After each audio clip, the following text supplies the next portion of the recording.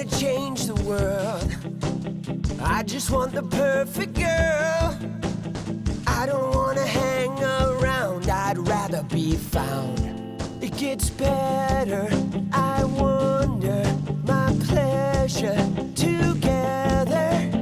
Everyone's waiting, anticipating.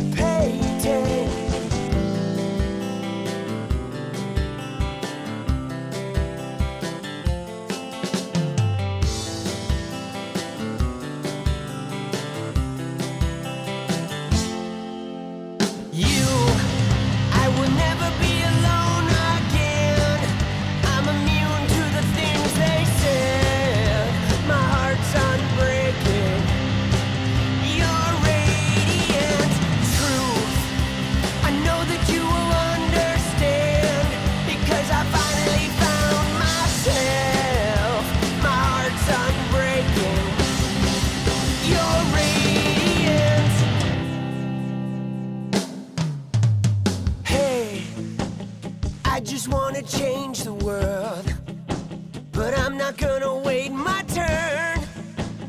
I don't ever want to come down, I'd rather be found. It gets better, I wonder, my pleasure together. Everyone's waiting, anticipating.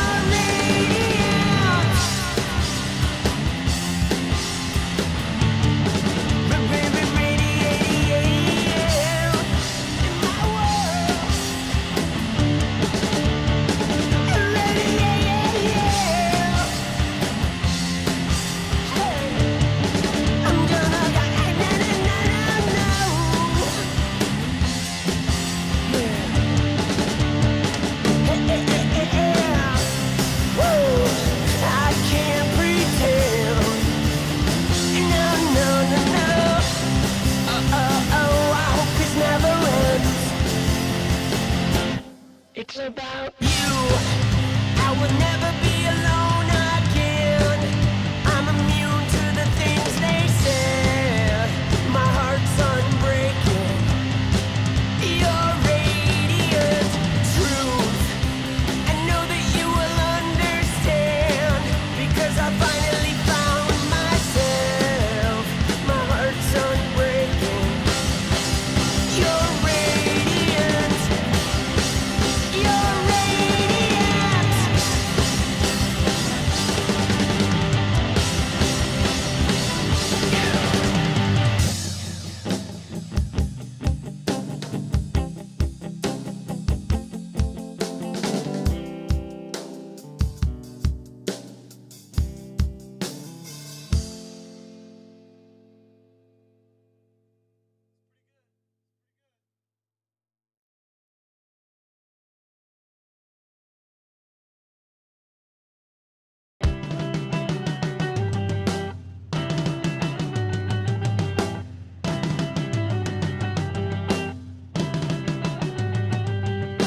This is it, I'm tired of explaining. It's too late because everyone is waiting.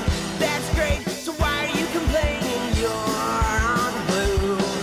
If I'm unsure, will anybody notice? It's my fault because I love you on purpose. I'm insecure or just a little nervous. You're on blue. Who knows you're on blue? When every bruise looks good on you. Tell me who knows you're on blue. When every bruise looks good on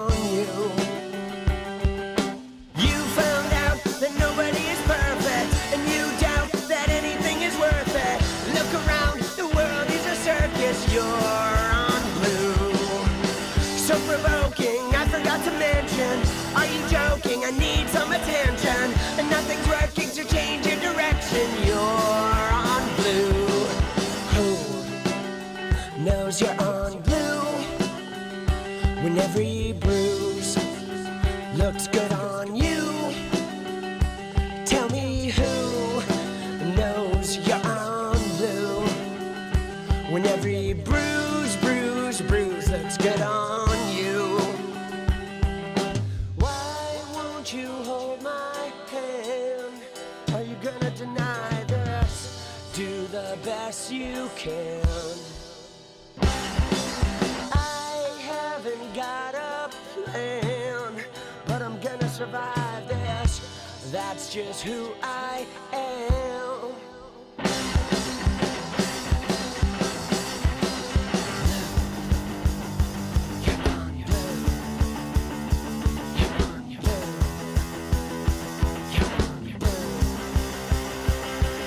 When you're on blue, you keep everything inside of you. You try to play it cool. Sometimes you gotta break the rules. I don't know why you're confused. All you need is a little bit of attitude. Yeah. This is it. I'm tired of explaining. It's too late because everyone is waiting. That's great. So why are you complaining? You're on blue. If I'm unsure, will anybody notice? It's my fault because I love you on purpose. I'm insecure or just a little nervous. You're on blue. Yeah. Yeah, yeah.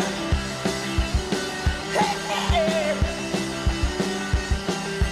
Starting to enjoy the view. I'm all about the attitude.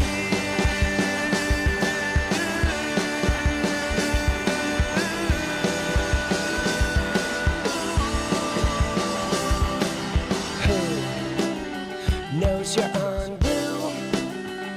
When every bruise looks good on you, tell me who knows you're on blue? Yo! Bruise Yo, looks yo, good yo, on you. yo. What is up, people? Come on! Saturday night!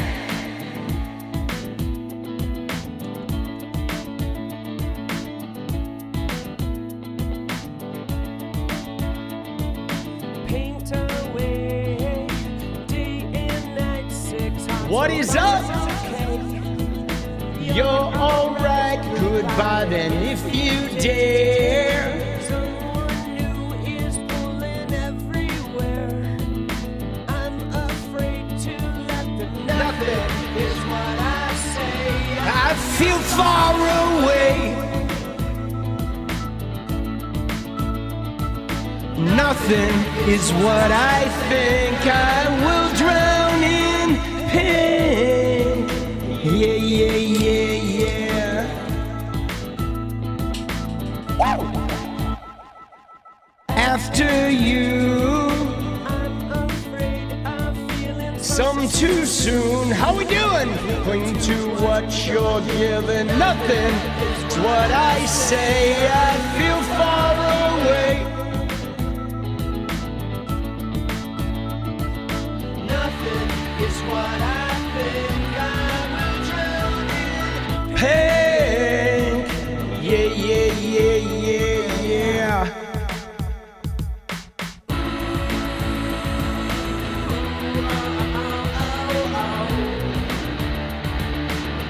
Let's get it going. Ooh, oh, oh, oh, oh, oh.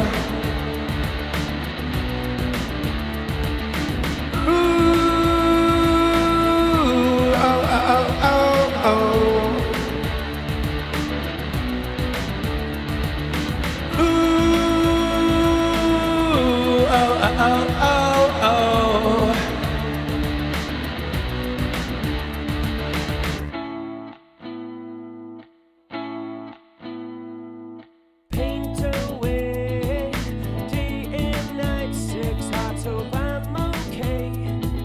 Go get fucked, you fucking pieces of shit.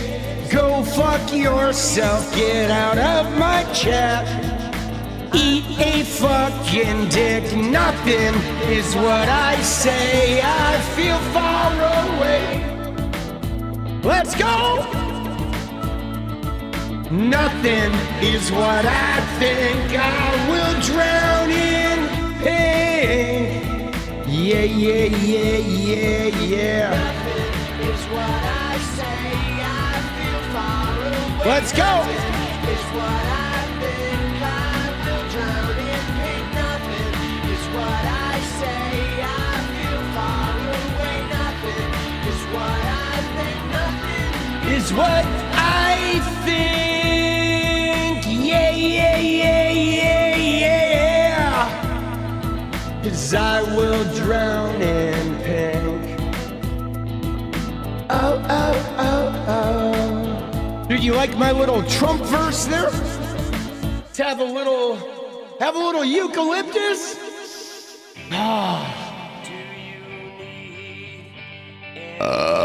Excuse me? It's disgusting. It's over. Do you need anything like I need you? Come on! You know I do.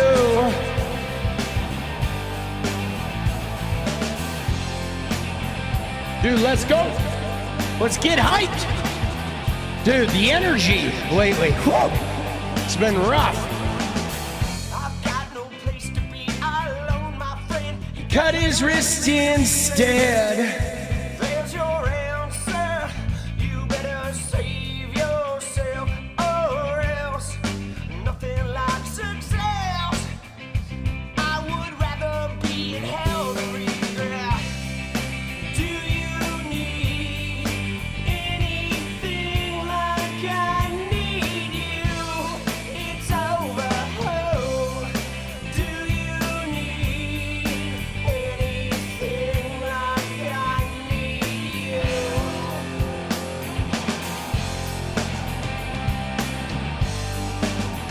No, I do.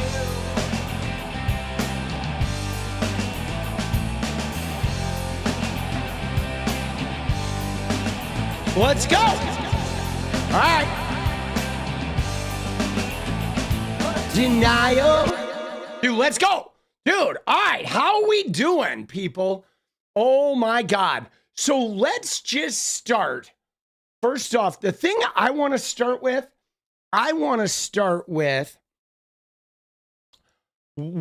so first off, here's the thing, dude, with you, Mr. Trump, your name with the children, I have to hide you, and you can join the Discord, but I can't have that name on screen because it will affect my YouTube revenue. So I have to hide you from chat, and nobody's going to see your chats because that name, I just can't do it. Sorry. I know you think the name is clever, but you're going to have to change your name, and you're going to have to fucking come into the Discord and let us know your new name, and I'll unhide you. But I can't just have, it's not like I disagree with the name, but I can't have that name in my chat or I won't be able to monetize any of my videos. So unfortunately, that name had to go. Sorry, right? Because you're fucking with my income and that's not okay. Okay? So, but good name, right? Why not? Because YouTube is it's like you can sort of make references to things like occasionally spoken, but if you have something like offensive, even if you have the word rape on your screen, just the word for a long period of time, YouTube will demonetize your video, right? You can only have fleeting mentions about that kind of stuff because you got to remember, like YouTube is an advertising delivery platform. So they're very careful with their AI tools about how they screen content, to avoid, I mean, it's like, it's annoying, but it also prevents a lot of really shitty stuff from being all over YouTube, right? So what happens is as you go with YouTube, you kind of learn what their censors look for and how to avoid it. And what I discovered early on is that YouTube is extra careful with what is on the screen, with the printed word, more so than you can speak shit a lot more, but it monitors like how often these words appear on your screen to prevent like really shitty content from being there. Which is why a lot of times if I have a screen with certain words on it, I'll actually just blur them out to avoid the censors, right? And you learn how to dance around it. And now, right? Now the thing about it is though, Matt, is it's not about it being in chat. It's about this chat appearing on my screen. Okay? This chat. It's on my screen. If this wasn't on the screen and it was just in the chat, no one would care. But this right here is on my screen throughout the video. So, right? So that's what it is. If I got rid of this box and didn't have you guys on my screen, it wouldn't even matter. Right? But it's just a matter of what is on the screen. You know, and for me, guys, I just err on the side of caution. Right? I'm careful about this shit. Like, even if I have too many swear words, I mute them. Right? Because I have found that with a smaller channel, you want to err on the side of caution. When you get bigger, the bigger you get, the more wiggle room you have. But with a smaller channel, they're far more likely to ping shit. And over the last couple months, I've kind of learned what I can get away with and what I can't. Right?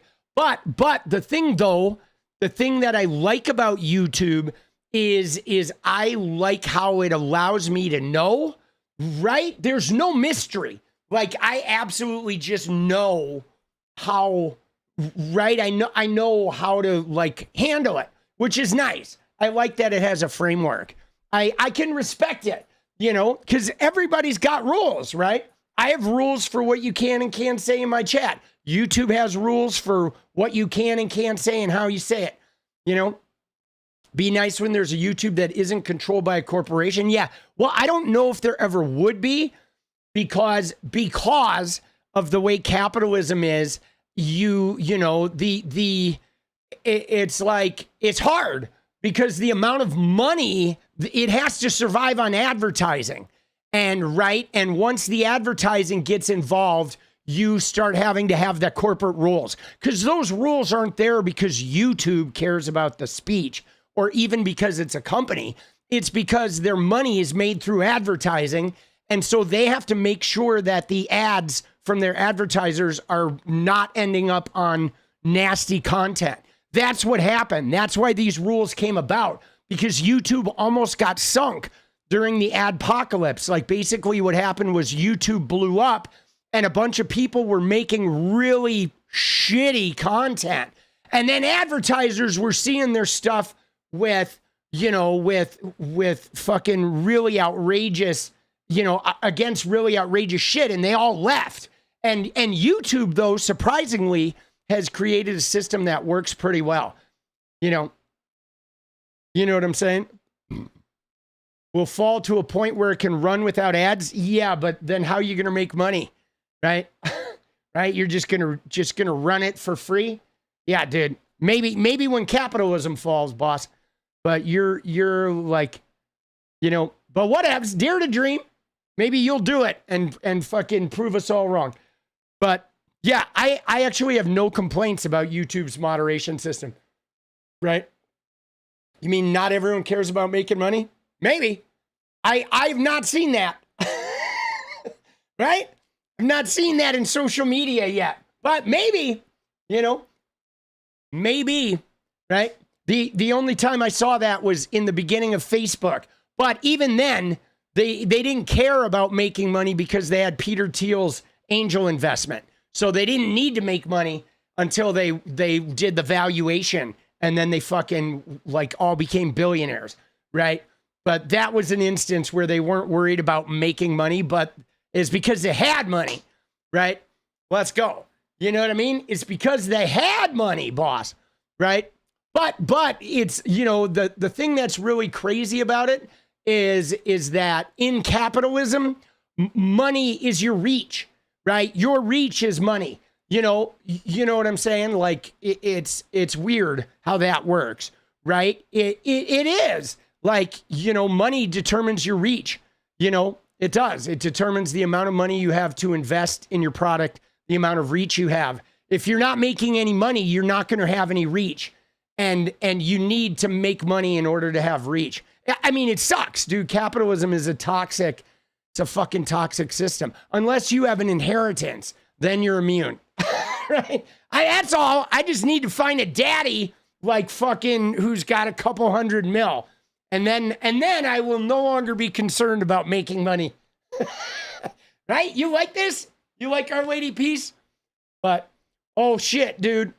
Although I'm pretty non-capitalist as far as capitalists go, right? I'm a miniature capitalist. I mean, I engage in as much capitalism as I need to be able to achieve my creative goals and to be able to sort of live the lifestyle that I need to live while being creative.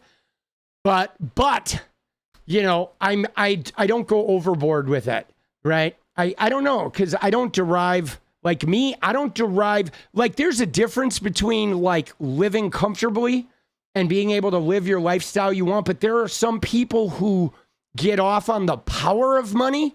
And I know some guys like that, some guys that actually get off on the power of money, where for them, making money isn't even about the money. It's about the power it affords them. And that's fucking crazy, man. That shit is crazy. You like this? Dude, yeah, we went and saw Freakier Friday today. And I was really charmed by that movie. I actually cried several times, which is not super surprising. Like I cry in emotional moments in movies. Like that's just sort of my thing. But also we hit 37,000 followers on Twitter today, which is nice, because what's crazy about this, guys, is like I've been at a fucking standstill on Twitter. Like those of you who don't know the Twitter story. So what happened is I had over 40,000 followers, and then I went head to head with Andrew Tate, and then I lost a huge chunk of my followers. I lost like $7,000 overnight or over the course of like 2 weeks. And then what happened was my followers sat at like 34,000 for 2 years. I would gain followers every month, but I would lose an equal or more every month because I was no longer a gamer. So I literally was gaining followers every single day, but my follower count didn't increase for 2 years. And nobody was liking any of my posts because I was going down and going up and I lost all my reach. It was pretty crazy. And now we're growing again, though. Now it's like really nice. Like, you know, I'm starting to see growth on that platform again, which feels good because it's still my favorite platform, even though it's a cesspool. And you know, I'm on Blue Sky too, and I do use Blue Sky, but I like Twitter. I don't know. I like Twitter. And so, you know, we've been growing on Twitter again. We've been growing here. I pretty much abandoned my other platforms. I'm not really, you know, using TikTok or Instagram really anymore. I still check in with them occasionally, but I am like a YouTuber now, like basically full YouTube with Twitter and then a little bit of Blue Sky. And that's my social media footprint, right? That's where we're at. But dude, right? Dude, got more viewers? Oh, really? Yeah, dude, we're getting back, right? We're getting back to like growing just in general. Twitter's too gross for you. Yeah, no, I don't blame you. Anybody who's off Twitter, like, I don't fucking blame you. It's so gnarly, right? And for me, I've been sort of like not really engaging too much with TikTok because The thing about TikTok is I don't know what's going to happen with JD Vance and his effort to sell it to an American company and the shit they're working on. So I didn't really want to invest any time in TikTok until they get that sale through, or I see what they're doing around the ban, the sale, because, you know, how they're going to like red pill it or not. I didn't want to invest and then watch it disappear. So I've just left it where I use it, but I don't really get in there too much. You know what I mean? But yeah, Twitter is super toxic. I mean, I'll be honest, guys. What I do most of the time on Twitter, I feel like I'm just combating a lot of misinformation and you know, which I think is important in that realm because there's still a lot of people who use it, especially internationally. And so the thing that gets me about Twitter though is I like the algorithms, right? I do. I like getting exposed to shit even when it like gets me triggered emotionally because I like to explore those places. I like to explore those parts of me that react to content and then sort of self-analyzing why I'm reacting to the content. I don't know. There's something about that, like dealing in the range of being triggered that happens on Twitter, right? That, oh, the name is changed. Oh, dude, let's go. Dude, let's go. The name is changed. Oh, that was, oh, what was the, what was the old name? What's the new name? Did you put it in the Discord? Oh, there we go. All right. Got it. Okay, hold on. Let me go in there.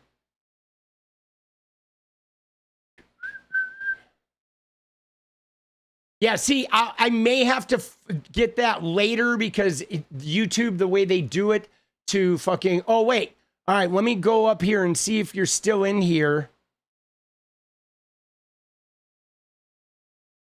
All right, let me see. Yeah, let me.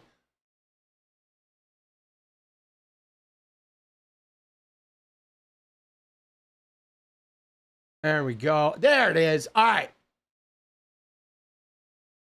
So I should be able to now. All right, you should be unhid now. There you go. Let's go. Sorry about that. There it is. Temporary troll tag. No, it's a good troll, dude. It's a good troll. I just gotta be smart. Yeah, man. Dude. Imagine being Steve and whining on YouTube. Who is Steve?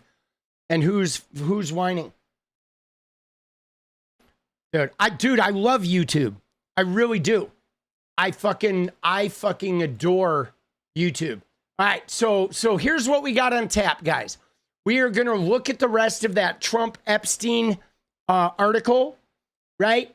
That we looked at about the emails. We are going to look a little bit at the skirmish from these right-wing influencers about the trans roommate. Now, let me just tell you, dude, the trans roommate, yeah, no, I watched that, Sled. I watched that. It's Sam Altman from OpenAI, okay? I fucking watched the Sam Altman thing from OpenAI. That was really intriguing. Dude, yeah, I sometime this week, I'm going to look at that, and I think that requires some coverage. But so, yeah, the trans roommate, I'm not even sure the roommate is trans, but there's a story about that is blown out of control. We're going to cover that second. I need to do this Epstein thing first, right? And then we'll get to the trans roommate, which ties into some of the far-right retribution framing, right? And yeah, dude, it is definitely a hoax, right? Because like Tyler Robinson has a roommate, but I don't think the guy is trans. The guy wore like an animal costume or whatever and did a TikTok filter. And again, it wouldn't be relevant even if the roommate was trans. And let's be honest, if you go to the Groyper community, dude, like many of the people in that, like eternally online, those Groyper communities, those people that exist only online, dude, they date trans women. They're gay, they're straight, they're pansexual, whatever. There's all kinds of sexual proclivities with those far right people, especially the people who live anonymously in chat rooms. It's like, come on, man. Even if like Tyler Robinson had 5 trans girlfriends and boyfriends, he could still be a Groyper, okay? It wouldn't mean anything. You know what I'm saying? And so the thing is, though, is Lawrence, you gotta fucking, we don't want to use the slurs, okay? Right? You can call them trans people, you can call them transgender people, but don't use like slurs to describe them, okay? Just so you know, we keep it clear. We have a lot of trans audience members. And so we gotta keep all the slurs. No T slurs, no R slurs, no F slurs. I don't like any of the slurs, right? And all right, but yeah, it's fucking, words do matter. I mean, they absolutely matter. Absolutely. I wish we would stop acting like they don't, right? Because you know what's so funny about it is the thing that's really weird about the words don't matter crowd, because the thing about, you know, the thing that's really crazy about it is you look at these right wingers who say, oh, words don't matter. They're like, words don't matter, right? They're like, oh, Charlie Kirk, words, why are you offended by words? But dude, what are they doing? They're literally spending 20 hours a day trying to get people fired for their words. You fucking morons. Like, you know what I mean? Dude, Onyx, let's go. You got my support. We're fighting for you. All right? Dude, yeah. Dude, they're such bullshit. And I do want to look at their website. We're not going to go to the website, but I do want to talk about that website, because that website is crazy. I went and looked at it earlier today, and dude, that shit is nuts, because they literally have people, they're doxing people that aren't even saying anything bad. Like one girl, all she did was post a news article about it that said, you know, the world is still spinning, and they doxed her. The world is still spinning is what she said, right?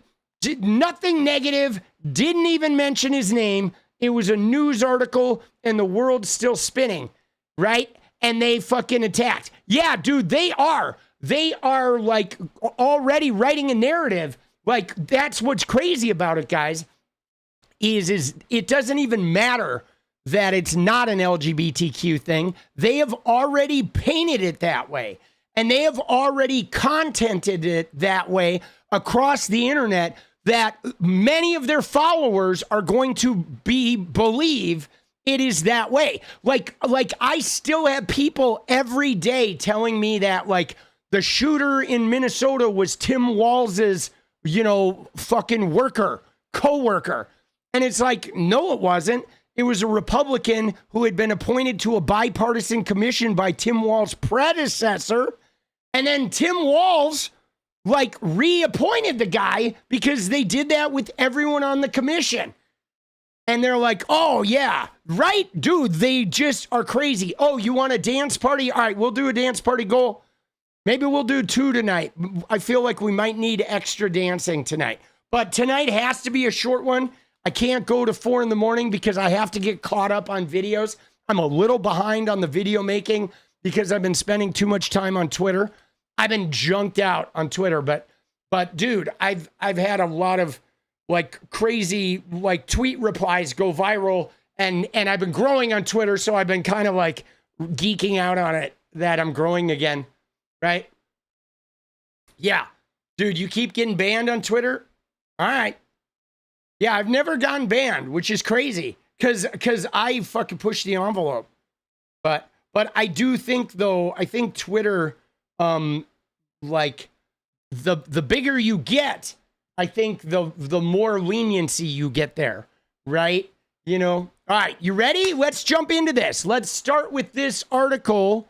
Okay, we have this article that we're finishing up about the Epstein case. Now, we have not forgotten the Epstein case. Oh, I'm glad you brought up Charlie's corpse, because there is something I want to say before we get into this too. Okay? Is like, dude, there's something weird going on. Dude, let's go, Fontucky. Appreciate you.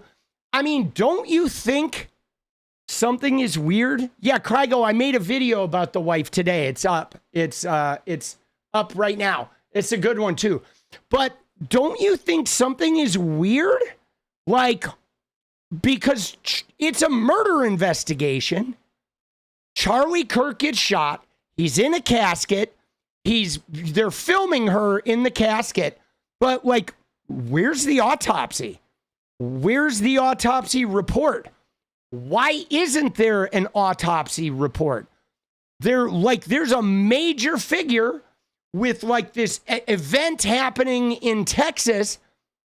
Why isn't there an autopsy report? Why isn't there medical reports? Right? That's fucking strange, bro. You know what I mean? You know what I mean? It's not about what we see happen, boss. Every crime has a fucking autopsy report and a criminal investigation. Every single fucking crime does. You can't try a guy for murder without a fucking autopsy. They can't go into court and try somebody for murder without an autopsy. Are you shitting me? That case would be dismissed instantaneously. You know what I mean? Like, you still have to prove that the person committed the crime. I mean, you could try, but like, dude, you'd be able to have a hell of a defense, right? You'd be able to mount a hell of a defense without an autopsy report. Like, that would give you a lot of leeway to create suspicion in the minds of the jurors, right? You could create a whole narrative. But I've never seen a criminal murder case ever in my life where there wasn't a fucking autopsy. You know what I mean? Like, dude, you know what I'm saying? Like, that's a huge part of the fucking prosecution, proving their case, right? At the very least, you need to show that the bullet that went through his neck is the bullet that was fired from the gun. Like, you know, I mean, there's a pretty important shit that needs to happen, or a good defense lawyer would have a field day. Okay. You know what I'm saying? Like, if you think you saw me shoot, nobody saw him shoot. You saw a guy jump off a building with the bag. That's it. That's all you have. You don't know what was in that bag. You don't know there was a gun in that bag. You can't prove shit. Like, how are you going to prove that he was on that roof and fired that gun? You have to tie a bullet from that gun to the victim, right? I know lawyers that could easily beat that case. Dude. Yeah, nobody saw that guy shoot the guy. And you can't even tell that that's the guy who fucking jumped off the building. Now, he did confess, but I feel like that could be beaten as well, right? But he did confess. But still, dude, it's weird. It's weird to have a national figure get shot and no autopsy. That's bizarre, guys. That is fucking very, very bizarre. Right? That is very, very bizarre. Right? I've never seen it. I've never seen it in 55 years of being alive. Never seen it. You know what I'm saying? It's fucking, and I follow a lot of fucking murder cases. Pretty crazy. But what's really bizarre is nobody's asking about it, right? Nobody's asking about it. And that's fucking bizarre too. All right, here we go. Let's go. Let's get into this. Get into Epstein. Epstein's inbox. All right, hold on. I got to get in here. I got to reset our Bloomberg article. We got to re-break in.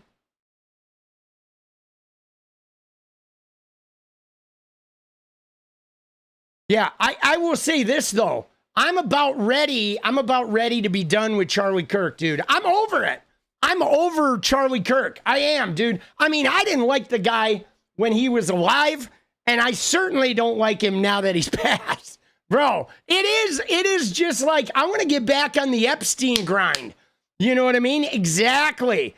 I want to get back on the Epstein grind because Charlie, like, we know Charlie, he's passed. He's done. His crazy wife is going to seek retribution. No one cares. I'm over it. Although I will say this, guys, you ready? So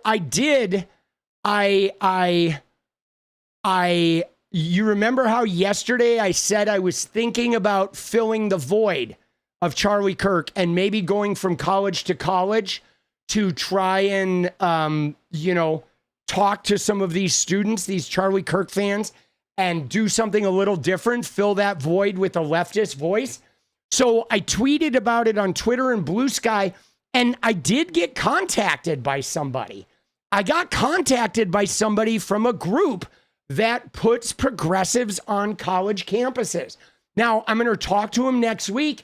I don't know what's going to come of this, but there is a possibility that if this works out, I may go and do that part-time, like take a week here going across the country, a week there going across the country, and doing speaking engagements, interacting with college kids, right?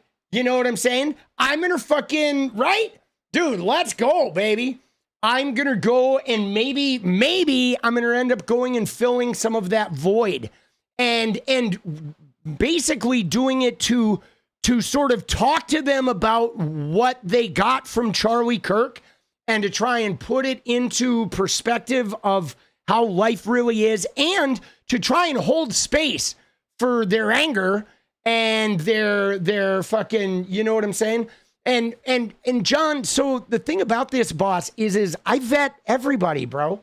Like, dude, you got to remember, I was a famous gamer with fucking, you know what I'm saying, with management and shit. Like, don't worry, dude. I vet everybody. Dude, I vet people, like, you know what I'm saying? When somebody's like, hey, I want to make content with you, I fucking research them. Like, bro, I vet everybody, boss. I always have. I mean, I'm a researcher.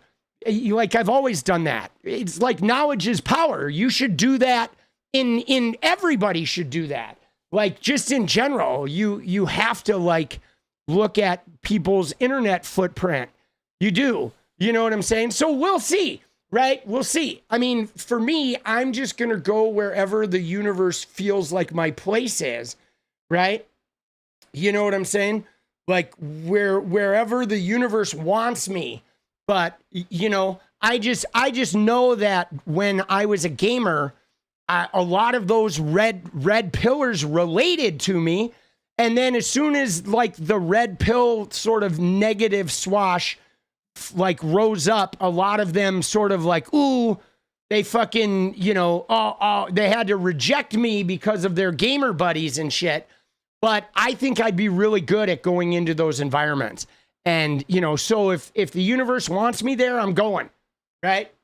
You know what I'm saying? I'm going. We'll see. Right? I do have the gamer lingo. And I, believe it or not, guys, you wouldn't know it from my Twitter account, but when I'm in the room, I get along really well with fucking, like, I interact really well with rural sort of red pill people because I grew up with all of them. You know what I'm saying? I grew up with all of them. It's crazy. You know what I'm saying? It's fucking crazy. And no, it wouldn't detract from my YouTube presence because all that shit would be content as well. It would just be like word on the street, Walter Masterson, Adam Mockler kind of content. It would be an additional kind of content, right? Nothing's going to distract, like take away from my YouTube presence. It's only going to expand it, right? Dude, let's go. I do understand them. Like, my family is MAGA. I grew up in a MAGA environment. I was raised to be MAGA, right? And the reason I didn't, guys, it's real simple why I didn't end up MAGA. I mean, you can almost surgically look at like how whether you end up MAGA. It's how you respond to fear, right? And how you handle resentment, okay? Because one of the things that gives you a predilection to be MAGA is when you get afraid of something, if you like move away from shit you're afraid of, you're more likely to end up as a MAGA. If you get scared of something and you go and investigate it and put yourself into the thing you're afraid of to explore it, you're more likely to not be in that environment. But it tends to be people that shy away from investigation when they're scared, where fear makes them retreat, and combined with people who nurse and hold on to resentments. If you have those two things where you avoid things you're afraid of and you carry grudges and are resentful most of the time, and you have an exterior idea of who's to blame for your situation, you are more susceptible to being a part of that kind of environment. And of course, if you're really religious and, you know, which if you're really religious, it automatically comes with those two things. Like religion, like really fosters a deep resentment. They have a victim complex. Religion does. Yeah, always the victim. Very well said, Kim. Right? The religion is a persecution complex is like the foundational aspect of all religions. Right? I mean, that's how they hold their religion together. We're being persecuted. It's like kind of written into the code, right? That the devil and the other religions are out to get you, you know? And so for me though, I'm not a super resenter guy. You know what I mean? I have a crazy forgetter. And in fact, almost too much. My forgetter is like, I forget everything. Dude, I do. I just am like, whatevs. I don't really hold on to anything. I don't, good or bad. I just let it all pass through me. And I keep moving, right? I'm like in motion, and all experience and everything that happens to me just washes over and through me. I live in it while it's there. And then the minute it's past me, I'm like on to the next experience. That's just kind of how I roll. I'm like, I'm an experience seeker.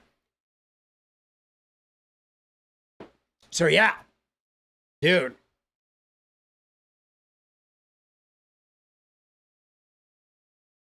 Dude, let's go.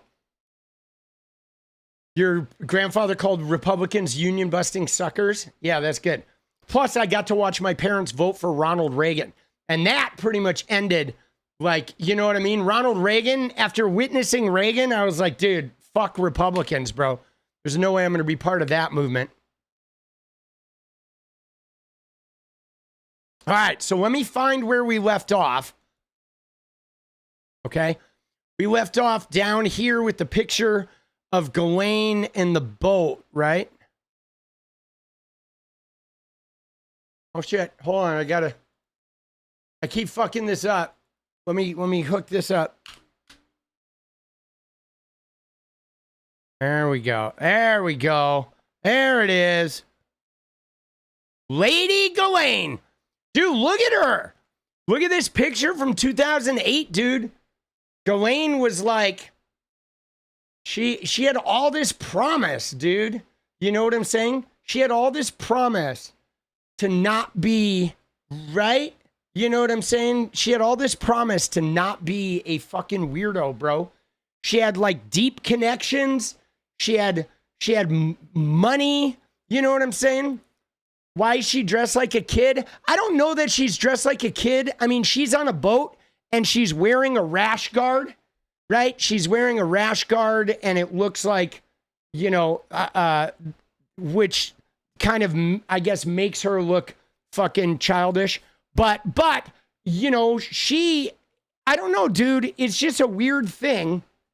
This is from 2008, okay? It's a weird thing, though, to think about that, like, how she had all that promise. and she's definitely a monster.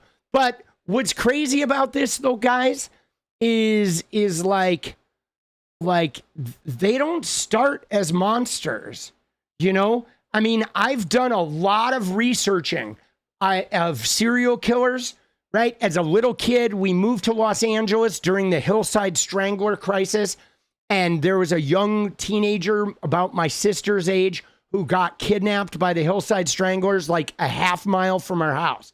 So from the time I moved to LA in 3rd grade, we were immersed in like serial killer fucking vibes. And so as a young person, I became somewhat obsessed with like serial killers and following these news stories and then reading about them in encyclopedias, going to the library and watching like microfiche, you know what I'm saying? The microfilm of the newspapers and stuff, and just really obsessed with sort of studying these people. And the crazy thing about it is that they don't start that way. And yeah, the Hillside Strangler was Angelo Buono and his cousin, right? And Buono was the main guy, right? And then his cousin, the fucking Ken Bianchi, was like the curly-haired pretty boy. And Buono had a fucking Glendale, where I went to high school years later. He had a upholstery shop in Glendale. But what happened is they got away with it, guys. They got away with it until Ken Bianchi, like Buono was the brains and Bianchi was the pretty boy charmer.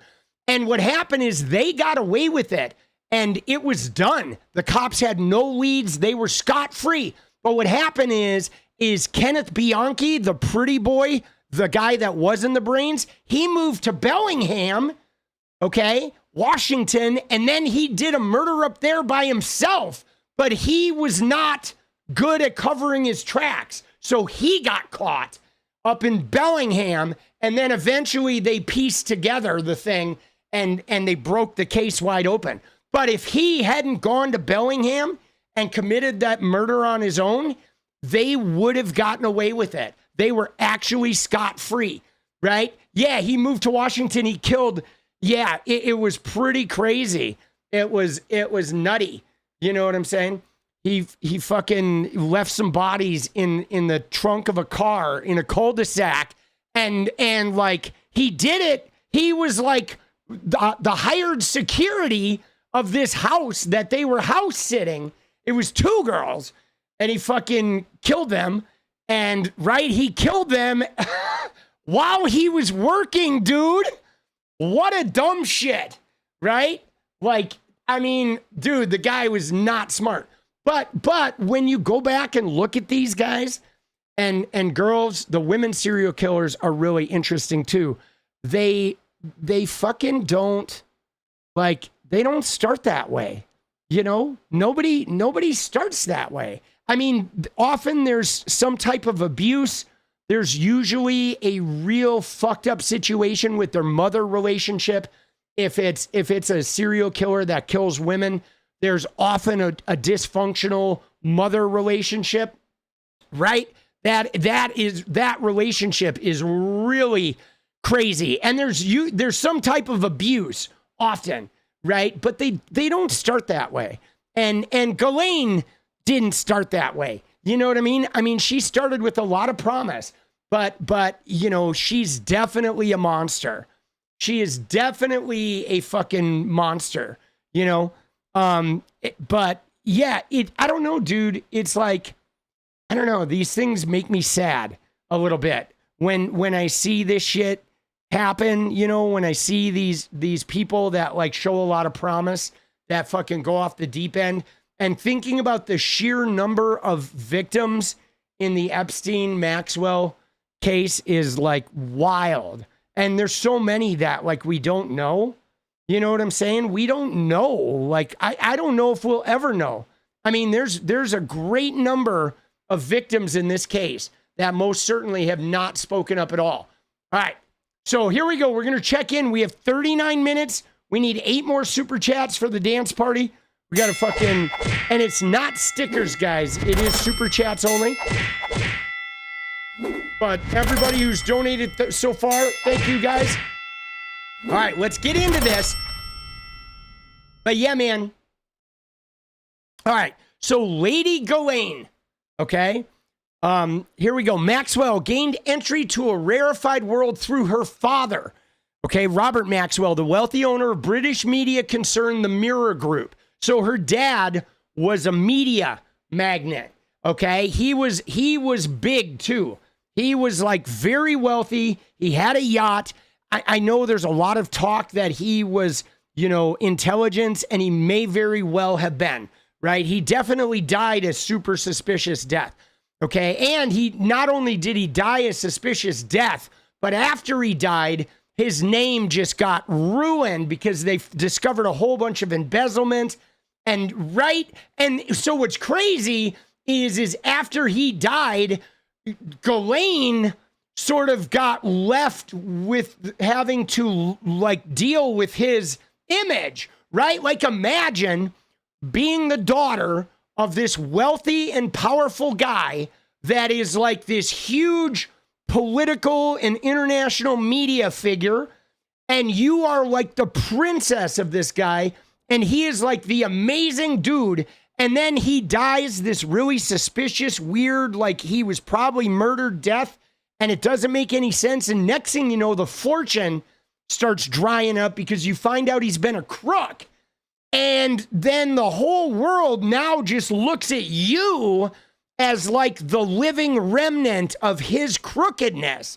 So she was like, she came out of it with a real mind fuck, that most certainly made her, a much better candidate for the life she ended up in because she was on the run, right? In a huge way. You know what I'm saying? Now, it's no excuse. I mean, all she had to do was like go get some therapy. She had resources and shit.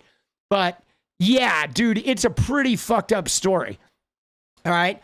He died in 1991 after falling from his yacht, the 𝗨𝗙𝗀𝗃, off the Canary Islands.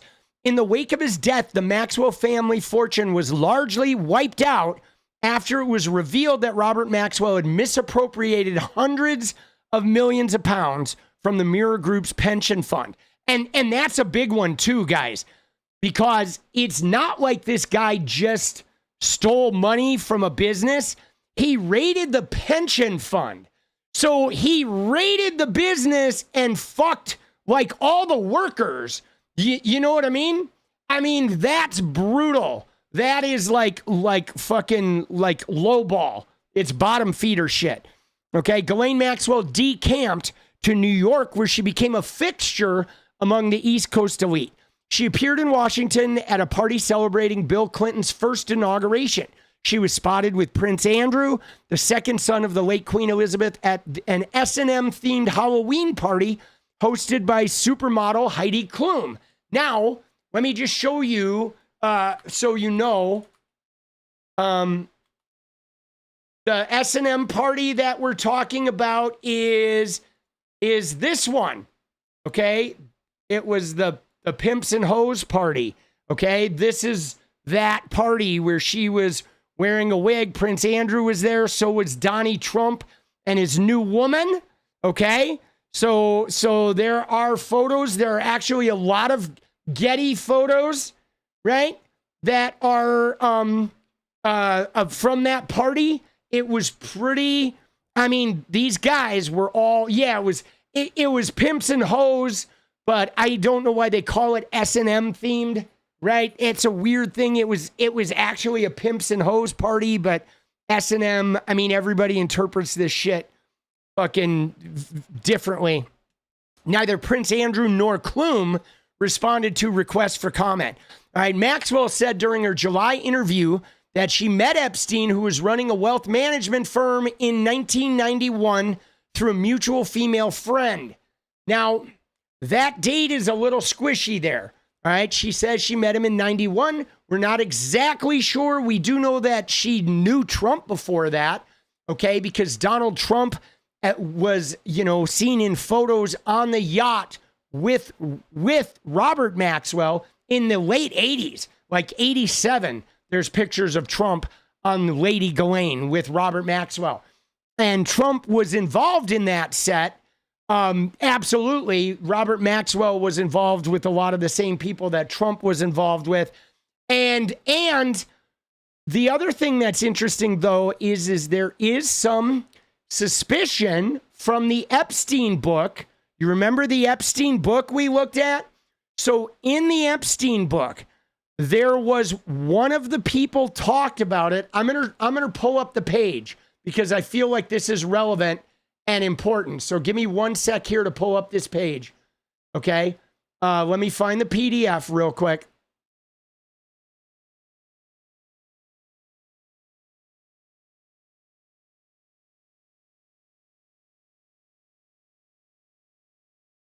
And where is it? There it is. Okay. So the reason why we're pulling this up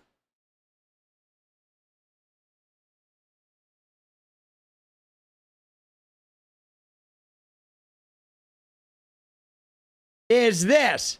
Okay. The very last page of the birthday book. Okay. The very last fucking page in the friends group. Let me find it here. Was this entry right here? This one. Look at this. It was from Elliot Wolk. Okay. And Elliot Wolk says, Jeffrey, I can remember in the mid 1970s you being a star salesman for our tax advantage strategies and hedged option program. I was running an account for Bob Maxwell. You always had the ability to know everyone and be charming. Was that when you first discovered the Maxwell teenage daughter? Happy birthday, Elliot Wolk. Now this is mind-blowing because the mid-70s, she was born in 1961, okay? So in the mid-70s, right, I believe, let me verify that.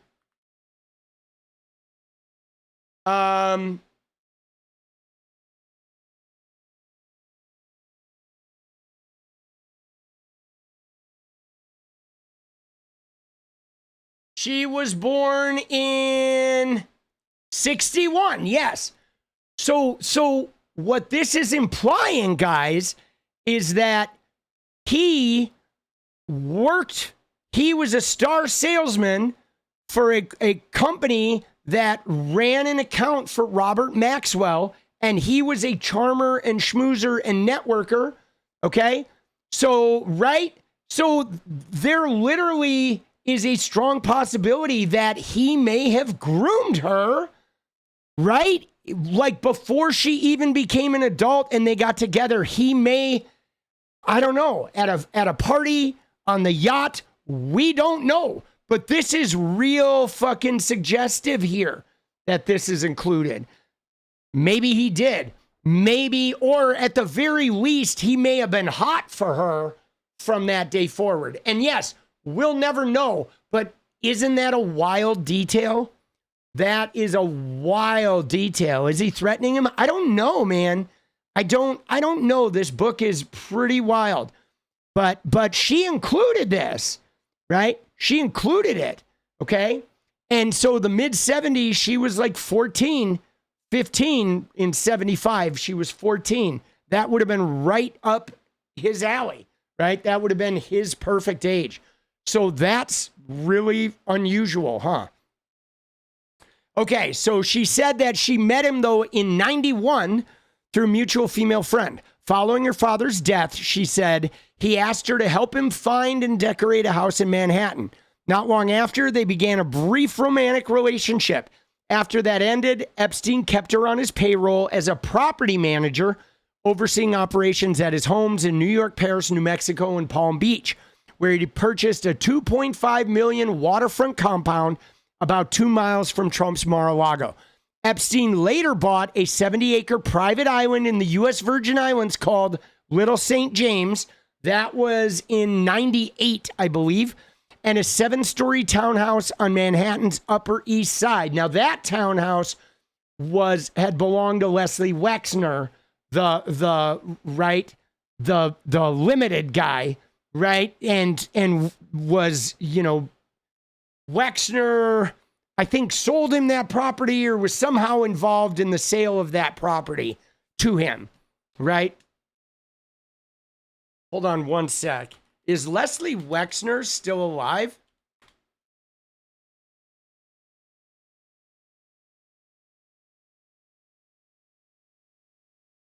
So he bought Lane Bryant, he bought Victoria's Secret, right? He started the Limited, right? But then he also bought Lane Bryant, he also bought Victoria's Secret later on. And then what else did he do? He was involved in in malls, right? And it looks like L Brands like included Victoria's Secret, Pink, Bath and Body Works, the White Barn, Lane Bryant, Abercrombie and Fitch. I mean, this guy was connected to a lot of that. Like, goddamn, dude, he was connected to a lot of the clothing in the 80s, bro. You know, pretty wild. But he was let me just put it to you this way. Leslie Wexner, and he is alive. He's 88. Okay. Leslie Wexner is a person who was a billionaire at a time when there weren't really billionaires. Like, that's the important thing to remember, is that before Ronald Reagan, there were not a lot of billionaires. Okay. There weren't, man. I mean, there was a very high nominal tax rate that if you made over a certain amount of money, the tax rate was so high that it discouraged people from accruing that type of wealth. But he was like one of the early billionaires that was a billionaire before Ronald Reagan. And then after Reagan, when they deregulated all the industries and they changed the corporate tax rate and they got rid of the high tax rate, like people who owned wealth, who had property, who owned shit at the beginning of Reagan's term, by the mid-90s, their wealth had exploded because of what Reagan did. But he was one of those guys that was like a billionaire before that shit even took place, which was pretty rare. So and the reason why I dropped that in there is because now there's like 800 billionaires in America. But at the time that Jeffrey Epstein blew up and became this guy back when he was, working at Bear Stearns, and right, the thing about him is he like hold on one sec. He latched on to one of the biggest fish in America from the very fucking beginning. You know what I'm saying? And that's one of the things to, hold on. I'm going to see what year that was. All right, Bear Stearns was 76. Okay. That's the thing to keep in mind because Jeffrey Epstein went from the Dalton School teacher and a junior associate at Bear Stearns to having a 7-story townhouse, the biggest house in all of Manhattan, in a period of 12 years.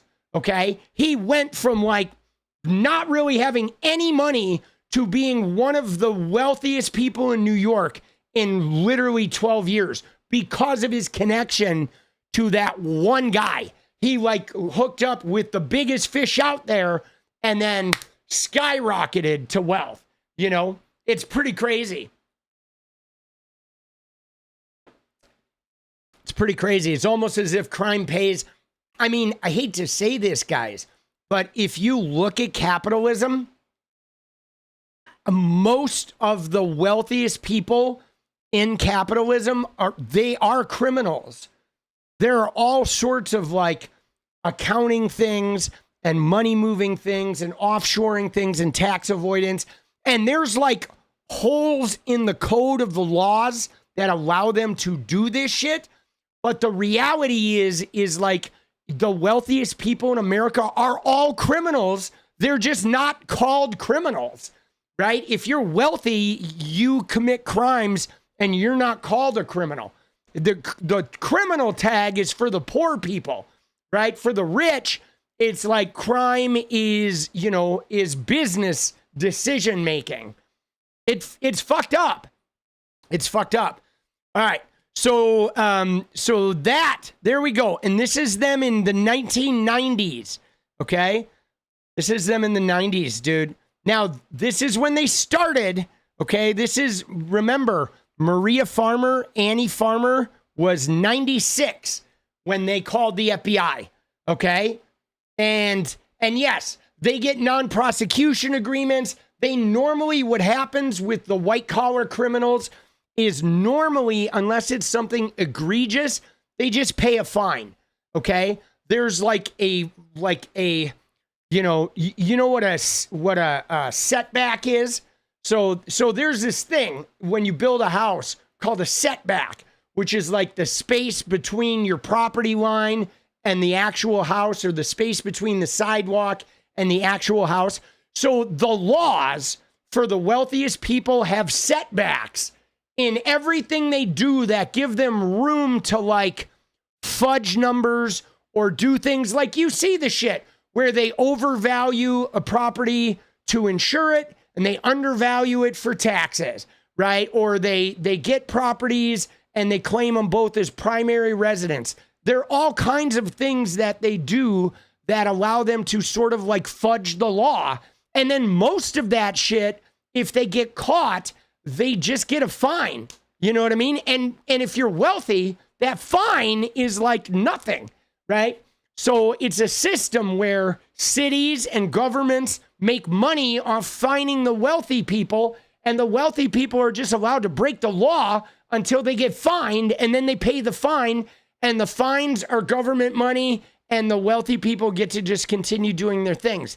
It's a really dirty system, and that was a huge part of his thing was finding, loopholes. Like, he helped wealthy people not pay taxes, and he was very, very good at it.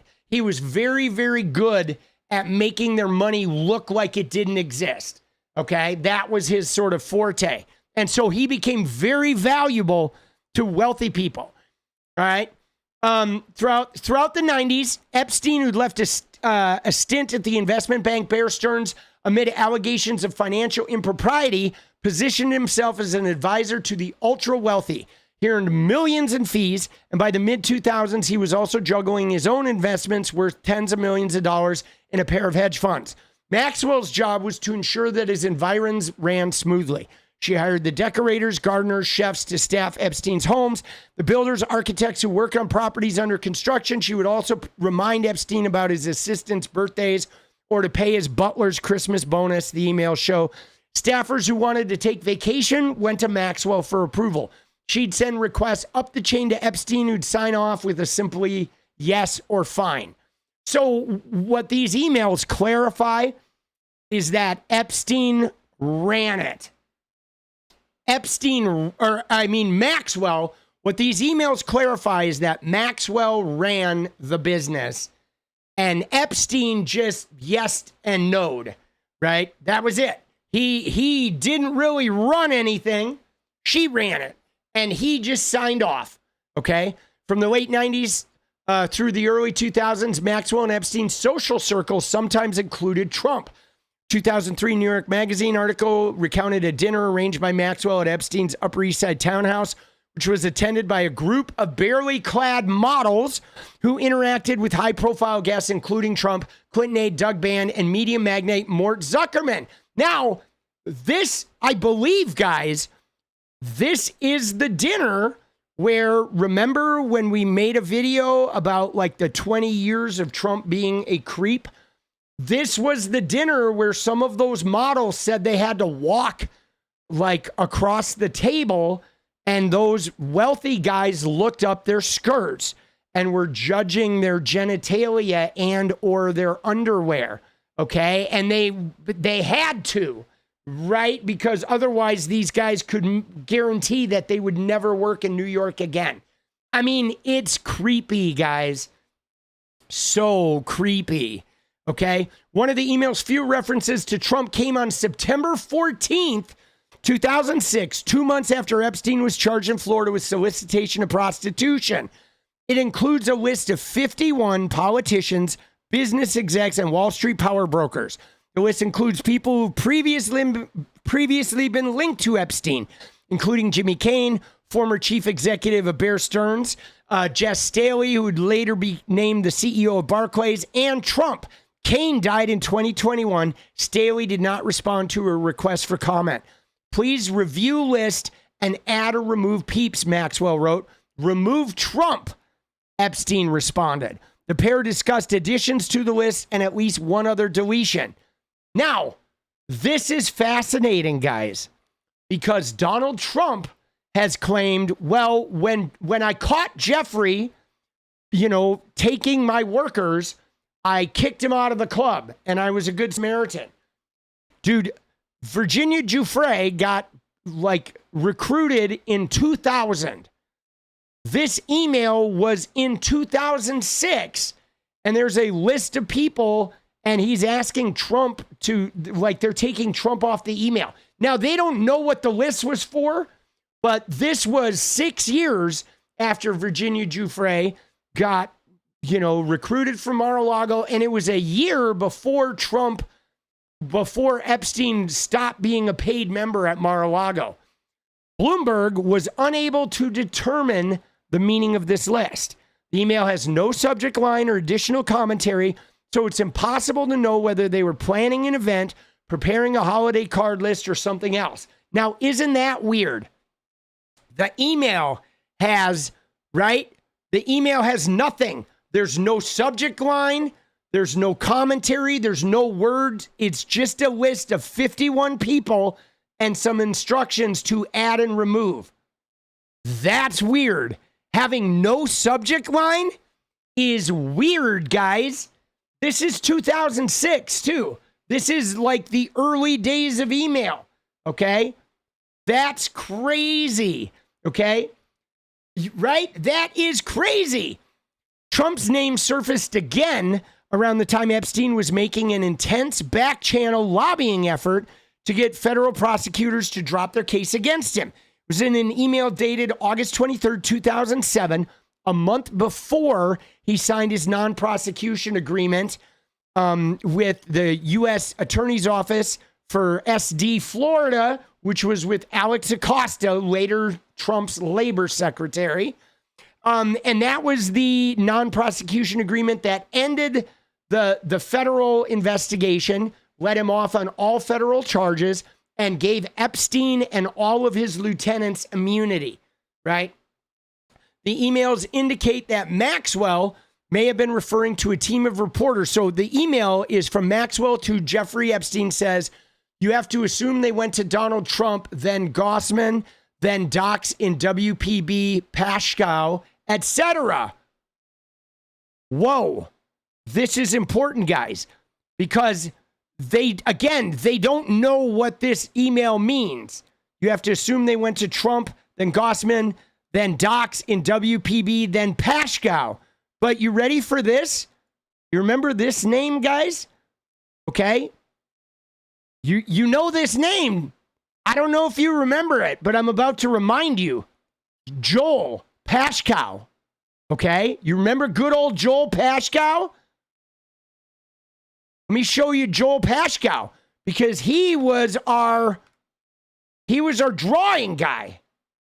This is Joel Pashkow, who did this and the drawing, and he was the guy with the check. Huh. Isn't that interesting? Pretty weird. The guy who included the picture of the girls massaging his joint, the balloons with the kids, the Mar-a-Lago, the plane, yada, yada, yada. So this email is talking about Trump, Gossman, I don't know what the docs in WPB is, and Pashkow. The emails indicate Maxwell may have been referring to a team of reporters covering Epstein, who she expected would be seeking information from Trump, from Abe Gossman, the late healthcare magnate, whose palatial property sold to Trump. Oh, so Gossman is the guy who had that property that Epstein was trying to buy. Trump backdoored him with 𝗙𝗵𝗹, the Russian money, and then 2 years later, Trump sold it for 2.5 times the profit. Okay, the palatial property Trump bought for $41 million after a heated bidding war with Epstein. From 𝗙𝗪𝗪𝗀, the Palm Beach Police and Fire Foundation board member who'd travel on his jet. Wow, dude, that's insane. Because this guy who created this picture, and let's look at him.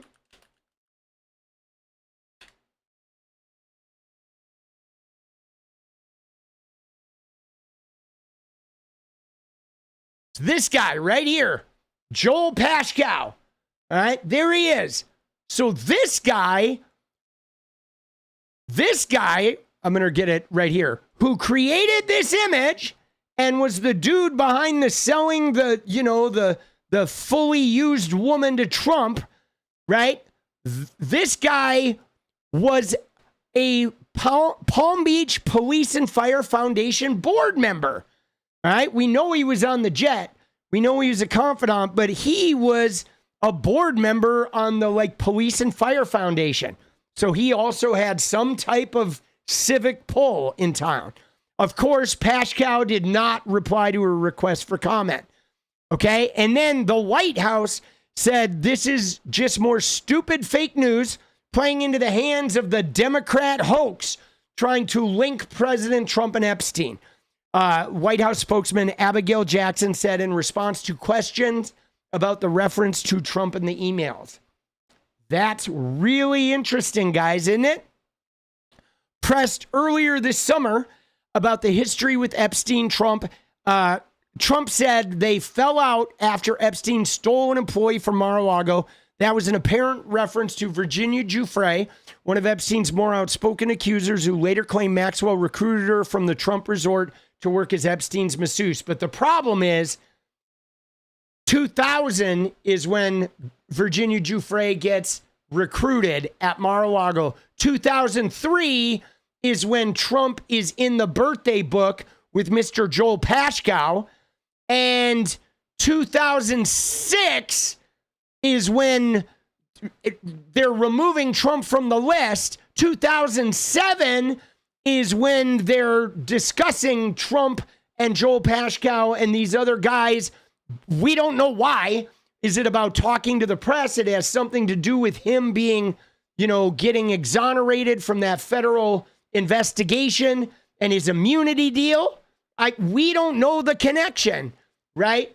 But there he is. And then, of course, in 2007 is when he was no longer a paid member at Mar-a-Lago. All right, guys, we need 7 more, 11 minutes. All right, 11 minutes, 7 to go, boss. For if you want a dance party, just FYI. Want to keep it going. All right. Dude, that's crazy. Okay. Now, the rich and famous, and there's Epstein's house in Palm Beach. In early 2005, Epstein's world began falling apart. It began when a 14-year-old girl confided in her parents. A school friend had taken her to the home of a local Palm Beach man she knew only as Jeff one afternoon that winter. The girl was giving Epstein a massage when he touched her inappropriately, she said. Her parents reported the incident to Palm Beach Police Department, which opened an investigation. After interviewing victims and witnesses, Palm Beach detectives learned that young girls were paid between $2,000 and $1,000 to give him massages inside a bedroom on the second floor of this mansion. Many were asked to undress and engage in sex acts. On October 20th, 2005, police showed up at his home with a search warrant. All right, just days after the raid, Maxwell sent Epstein detailed instructions on a sperm donation for a shared fertility treatment. You can do the sample at home, she directed, before adding it has to be within 90 minutes of my procedure and that all the ejaculate must be collected. So, dude, they were like, right? They were thinking about like having a kid or doing some, right? They were doing some fertility shit, or I don't know, or that is weird. I mean, we'll probably never know why they were doing this shit, But that is crazy. 8 months later, he credited Maxwell with helping him at his New Mexico ranch during a medical emergency. I was very ill. I almost fainted today. I needed oxygen. Ghislaine came to help, he wrote to an assistant. On July 19th, 2006, he was indicted on the state charges. 4 days later, he was arrested in Palm Beach. Soon his arrest was all over the news, including the New York Times and the local Florida press. By late 2006, the probe snowballed into a federal sex crimes investigation. Even after Epstein's state indictment, the emails suggest that Maxwell leveraged her own high society ties to try to help him expand his network of academics, politicians, actors, bankers, and heads of state. Now, this is crazy, okay? Because this is so even after he got arrested and even after he got charged, she is still hooking him up with high society. And yes, what Melody said right there, everyone knew, okay? Everyone knew. Anybody, now granted, it was a slightly different ball game in 2006, which meant like you didn't have access to the internet like now, where you can instantly find out people's background and see their footprint. It was a little harder. So there's a possibility that brand new people that were just meeting him didn't necessarily know if they were like first contact, but once they were in that world for a while, they knew, okay? Anybody who was a repeat, visitor knew. You may have met him socially or been introduced to him and not knew, but once you met him, if you were hanging out in that crowd, you knew. Okay, certainly all of the modeling agency people knew. John Casablancas, Jean-Luc Brunel, Trump, they all knew. I mean, the modeling agencies functioned as trafficking vehicles already, bringing girls from Eastern Europe, like putting them in Trump properties, charging them exorbitant rent for roommate situations, taking their money, and then what little left they had was coming back to Trump in rent. And then every time they had a party, like that dinner with the girls walking across the table, those modeling girls from Eastern Europe had to come and be the entertainment. So everybody knew this. I mean, and the birthday book, right? The birthday book shows that all of his friends were well aware of what he was about. They all knew. They knew what he was like 20 years ago. They knew what he was like right now. There was no question among his inner circle, as we can see. Okay? Absolutely. Dude, it's gross, man. This shit is gross, dude. It is. All right? Even after, even after the indictment, she is still hooking him up. She told Epstein that she was passing on greetings from Tommy Hilfiger and Martha Stewart, and she gushed about visiting the set of James Cameron's Avatar, was photographed on the set of the movie Amelia about Amelia Earhart. Representatives for Hilfiger, Stewart, and Cameron did not respond to requests for comment. And when Google co-founder Sergey Brin and his then girlfriend Anne 𝗙ście 𝗏𝗡𝗆, I don't know how to fucking, I think it's 𝗏𝗡𝗆 is how you pronounce that, right? But she died of cancer not too long ago, okay? And when Google founder Sergey Brin and Anne, co-founder genealogy database 23andMe, were in the Caribbean for New Year's Eve in 2006, Maxwell encouraged Epstein to play host. Be very nice to her, not stupid. She is interested in mapping DNA. She is key, Maxwell wrote on December 29, 2006. In an email to an assistant a few days later, Epstein wrote that he was on the island with Brin. Representative for Brin and 𝗏𝗡𝗆 did not respond to requests for comment. All right, let me fucking, I want to check how we pronounce that, dude. I want to get the names right. 𝗏𝗏𝗆, yeah. You are looking at Julian's pronunciation. Name pronunciation. For more confusing names, to the channel. Let's Dude, all right, fuck off. We are looking at how to pronounce. Dude, what the fuck? And dude, I'm confused too. Dude, now I'm confused because I was thinking of her, Susan, who was the CEO of YouTube. But like, wait, now I'm confused because I confused her with Ann. Who is Ann? Now I'm super confused. All right, hold on. I have to clean up my research. Presents 𝗦𝗂𝗽𝗽𝒬. 𝗦𝗙𝗪cie. Okay, 𝗦𝗙𝗪cie. Presents. So it must be her relative. Okay, Susan 𝗦𝗙𝗪cie and her sister. Oh, okay. All right. Dude, that's crazy. Yeah. Ann is from Google and Susan was the CEO of YouTube. Love you, babe. Dude, I totally confused the two of them. So Ann did not die of cancer. It was Susan that died of cancer. Okay? Susan died of cancer. So Ann is still alive. Dude. 𝗦𝗙𝗪cie. All right, so what was Ann's deal? All right, Ann founded 23andMe, right? And Susan became the head of YouTube. Dude, that's really weird, right? How weird is that? Okay? How weird is that, right? How weird is it that fucking...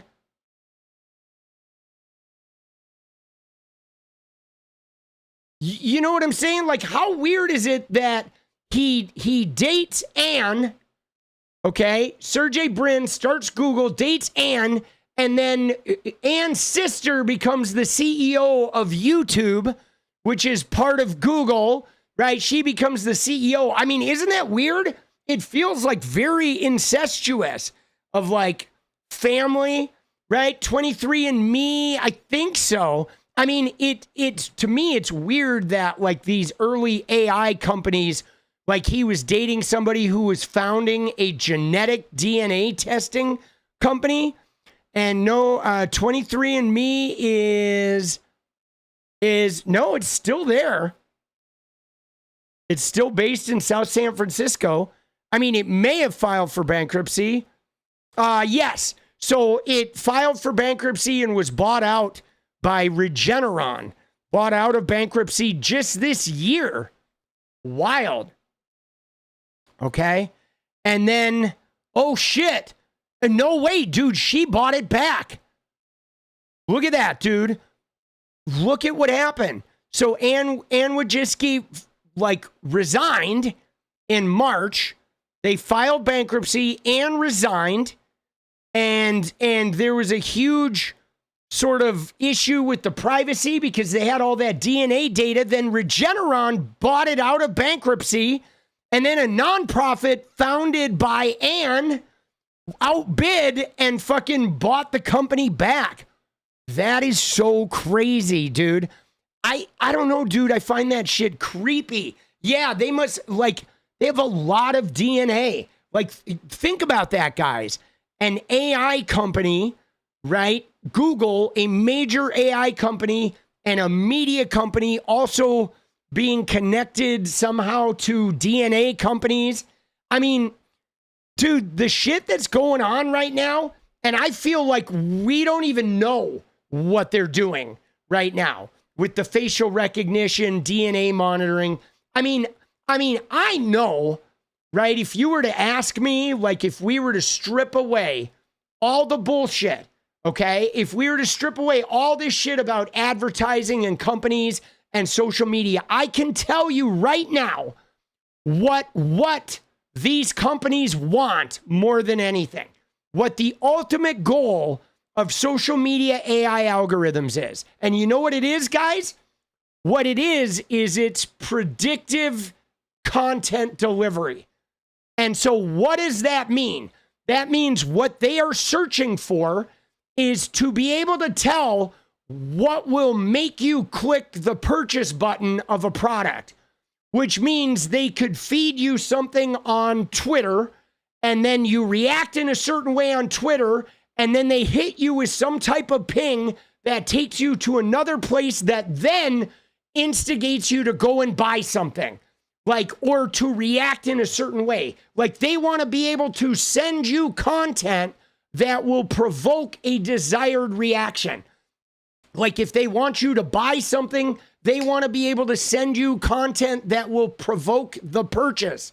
If they want you to comment on something, right? If they want you to right, they're looking to watch a show. Like, they're looking for predictive, right? They're looking at, because ultimately what they would like to be able to do would to be able to show you an ad, then show you content, then show you an ad again and have you like 90% likely to purchase.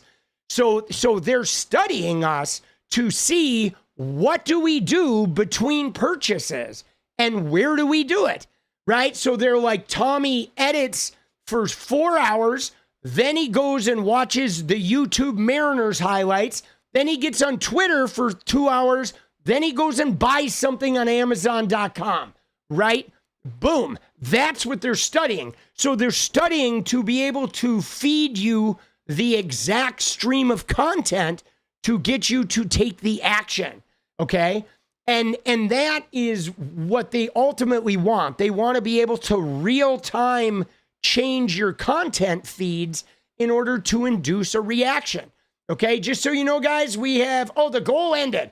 All right, should we try it again? We'll try it again. All right, we'll see. If we don't get it, we don't get it. But we'll give it a shot. There we go. All right. We'll reset it. I don't know if I'll be on here for an hour, but we'll see. But yeah, that's what they fucking want to do. So, of course, nobody's requesting content or nobody's replying to their request for comment. Around the same time, the emails show the office of Bill Richardson, then the governor of New Mexico, asked if Richardson could use Epstein's private jet for an upcoming peace mission to Sudan. Going half the price of a charter plane to Khartoum would be around $183,000. Is this possible? Richardson's scheduling director asked. After Maxwell forwarded the request to Epstein, he replied, "Have him call me today." The request by Richardson's office has not been previously reported. According to a 2007 Post article, Richardson used Slim Fast magnate S. Daniel Abraham's private jet instead. A victim of Epstein would later allege that Maxwell instructed her to have sex with Richardson, who denied the allegation. Richardson died in 2023. I remember him being heavily mentioned, right? Bill and Hillary Clinton were two other influential figures. Let's go. Dude, thank you, 66. Let's go, baby. Bill and Hillary Clinton were two other influential figures who interacted with Epstein. I'll do a quick Elon, right? And partly through the Maxwell's networking, it has been previously reported that former President Bill Clinton traveled on Epstein's private jets several times, and that Epstein made donations to both Bill and Hillary's election campaigns.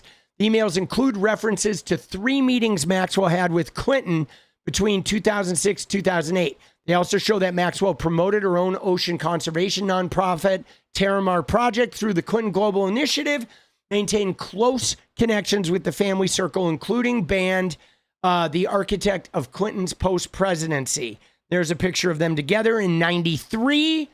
That is after he was president.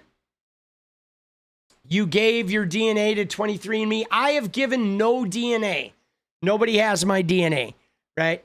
A spokesperson for Bill Clinton said the Clintons knew nothing about Epstein's horrific crimes and learned about them when the rest of the world did. Now, that's interesting to see who replied and who didn't reply to their request for comment. Okay, the Clintons replied when comment was asked. Eager to find a flight for a last-minute dash to Indianapolis for a basketball game in early 2006, Band reached out to Maxwell. She offered him a free flight, but Band turned that down. When Maxwell later shared the request with Epstein, he told her they should pay for Band's flight. In a flurry of emails in December 2005, Maxwell and Epstein discussed $35,000 a $35,000 𝗲𝗡𝗍𝗀 watch that they wanted to give to band. 4 days before Christmas, Maxwell told Epstein she'd make the purchase, right? Bought the watch for Doug, 35, wiring the money today, okay? Dude, 35 grand on a watch. Dude, these people, they have too much money, guys. Like, human beings don't need that much money, right? Later that day, Maxwell asked Epstein for guidance on how best to present the watch to band, right? What do you want the note to say, Maxwell inquired. Is it from you, from me, from us, right? Epstein replied, us. Spokesperson for band said he did not charter Maxwell's plane, nor did he receive an 𝗲𝗡𝗍𝗀 watch from her. Band did, however, issue a directive to remove her from the former president's orbit when he became aware of the accusations against Maxwell, right? And lingerie and chocolates. All right, this, I think we're going to pause here because I'm on a limited time schedule and we will finish this article tomorrow or the next day. We do have to move into some of the investigations here. We were just doing a little brush up, right? Inching ever along, dude. Dude, it's so gross, man. You know what I'm saying? Like, dude, the connections, okay? The connections between this shit. Like, that's what gets me is we have Donald Trump right now trying to avoid the Epstein thing, trying to play up the Charlie Kirk shooting, trying to play up, whatever he can with his, National Guard, his threats of using the military. He is on a constant PR campaign to avoid this Epstein thing, to refer to it as a hoax. But every single piece comes together that includes him. Trump, Joel Pashkow, right? The birthday note from Trump, the weird birthday pic of like, everybody knows this, the Mar-a-Lago, the plane, like everything is tied together with these modeling guys. And again, Trump is insistent that it's a Democrat hoax. And I know in my heart of hearts, as do you, that when Trump calls something a hoax, it's 100%. He is like right in the center of it, right? He still calls Russia a hoax, but we know that Russia meddled in 2016. We know that Russia helped him beat Hillary Clinton. We know that he was talking to, these Russian guys at Trump Tower. I mean, Robert Mueller couldn't find the actual smoking gun. Why? Because of all the obstruction. And they should have charged Trump with obstruction. They had the goods for it, but they didn't charge him for whatever. And right, they didn't charge him. And as a result of that, of Robert Mueller not wanting to appear partisan, they were able to frame it as Russia and a hoax. But we know, and not only do we know that Russia helped him in 2016, we know that Trump laundered like $100 million for Russia with that fucking property. And that is sort of at the center of this web, was Epstein trying to buy that house from Ghostman, right? And then Trump moving in and buying it with Rybolov's money, the Russian oligarch, and then selling it back to Rybolev for even more money, this inflated price. And Epstein, knowing Trump doesn't have 40 million, Epstein went in and looked and found that Russian money, that money laundering shit. And then Epstein gets busted. And so, dude, a lot of this is all centered around Donald Trump. He's in the middle of it, guys. He was like the center of the trafficking through the modeling agencies, the money laundering with the Russians. Epstein found out he got immunity, but he also was very clear that you're going to prison if you fuck around. Eventually he ended up dead along with, a couple, 24 other people. And here we are. He's still trying to dodge this thing. And I feel like, man, dude, we got to keep going until these guys are brought to heel, dude. There needs to be accountability. All right, now moving on. let's move on to this bullshit that's going on with fucking Tyler Robinson. Okay, let's see what we got now. Oh shit. Dude, it's crazy if you look at the AI, right? Because this AI is morphed. Okay, first the AI said, shot by transgender shooter. Then it went to shot by conservative shooter. Then it was like 𝗙𝗍𝗧. Then it was shooter with transgender like girlfriend. Now, right? It's shot by leftists. I mean, it's just a manipulation. The number of bots that are talking about this is what this AI will respond to. But now it's saying leftist. Okay. And now I think Elon is actually starting to alter his AI because Grok has been very much like outing mostly the truth on this. And then Elon keeps tinkering with the AI. Okay. But so we have Tyler Robinson, who is very clearly a 𝗙𝗍𝗧. Okay. Dude, first off, this is bullshit. What's going on here? Look at the thing they're trying to pin the Democratic Socialists on this, which is because of this like fake. I got to show you this, guys. Okay, because Tyler Robinson had nothing to do with the DSA. But you ready for this, guys? Now watch what I discovered, because this is weird. Because first off, let's go to Tyler. Okay, you ready? You're going to see an image of somebody who is not Tyler. Okay, this kid is not Tyler Robinson. But they have been passing this along that he was Tyler Robinson. And this shirt is the DSA shirt from the DSA in Salt Lake City, Utah. Okay, now this guy is not Tyler Robinson, but right-wingers said he is, to link him to the DSA. But now, you ready for this, guys? You ready to see this get weird? The minute they did this, some network in America started selling Salt Lake City DSAs with Tyler Robinson's name attached to it. Now watch. There is another Tyler Robinson, but that's not this guy. The other Tyler Robinson is 55 and lives in St. George, Utah, which is all the way down by the Arizona border, hundreds of miles away. That's the Tyler who donated to Trump. But watch this. When you search Be the Change Salt Lake, if you search it on Google, look at what comes up. Be the Change Salt Lake City DSA Tyler Robinson shirt. Be the Change Salt Lake City DSA Tyler Robinson shirt. Right? You see this on all these t-shirt companies? Look at this shit. Okay? But this is not Tyler Robinson.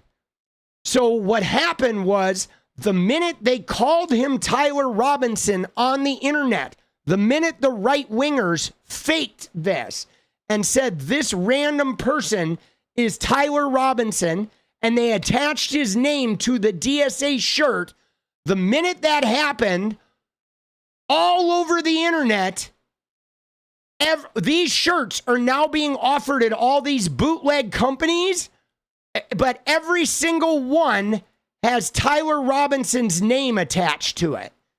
Every single one, guys. Okay?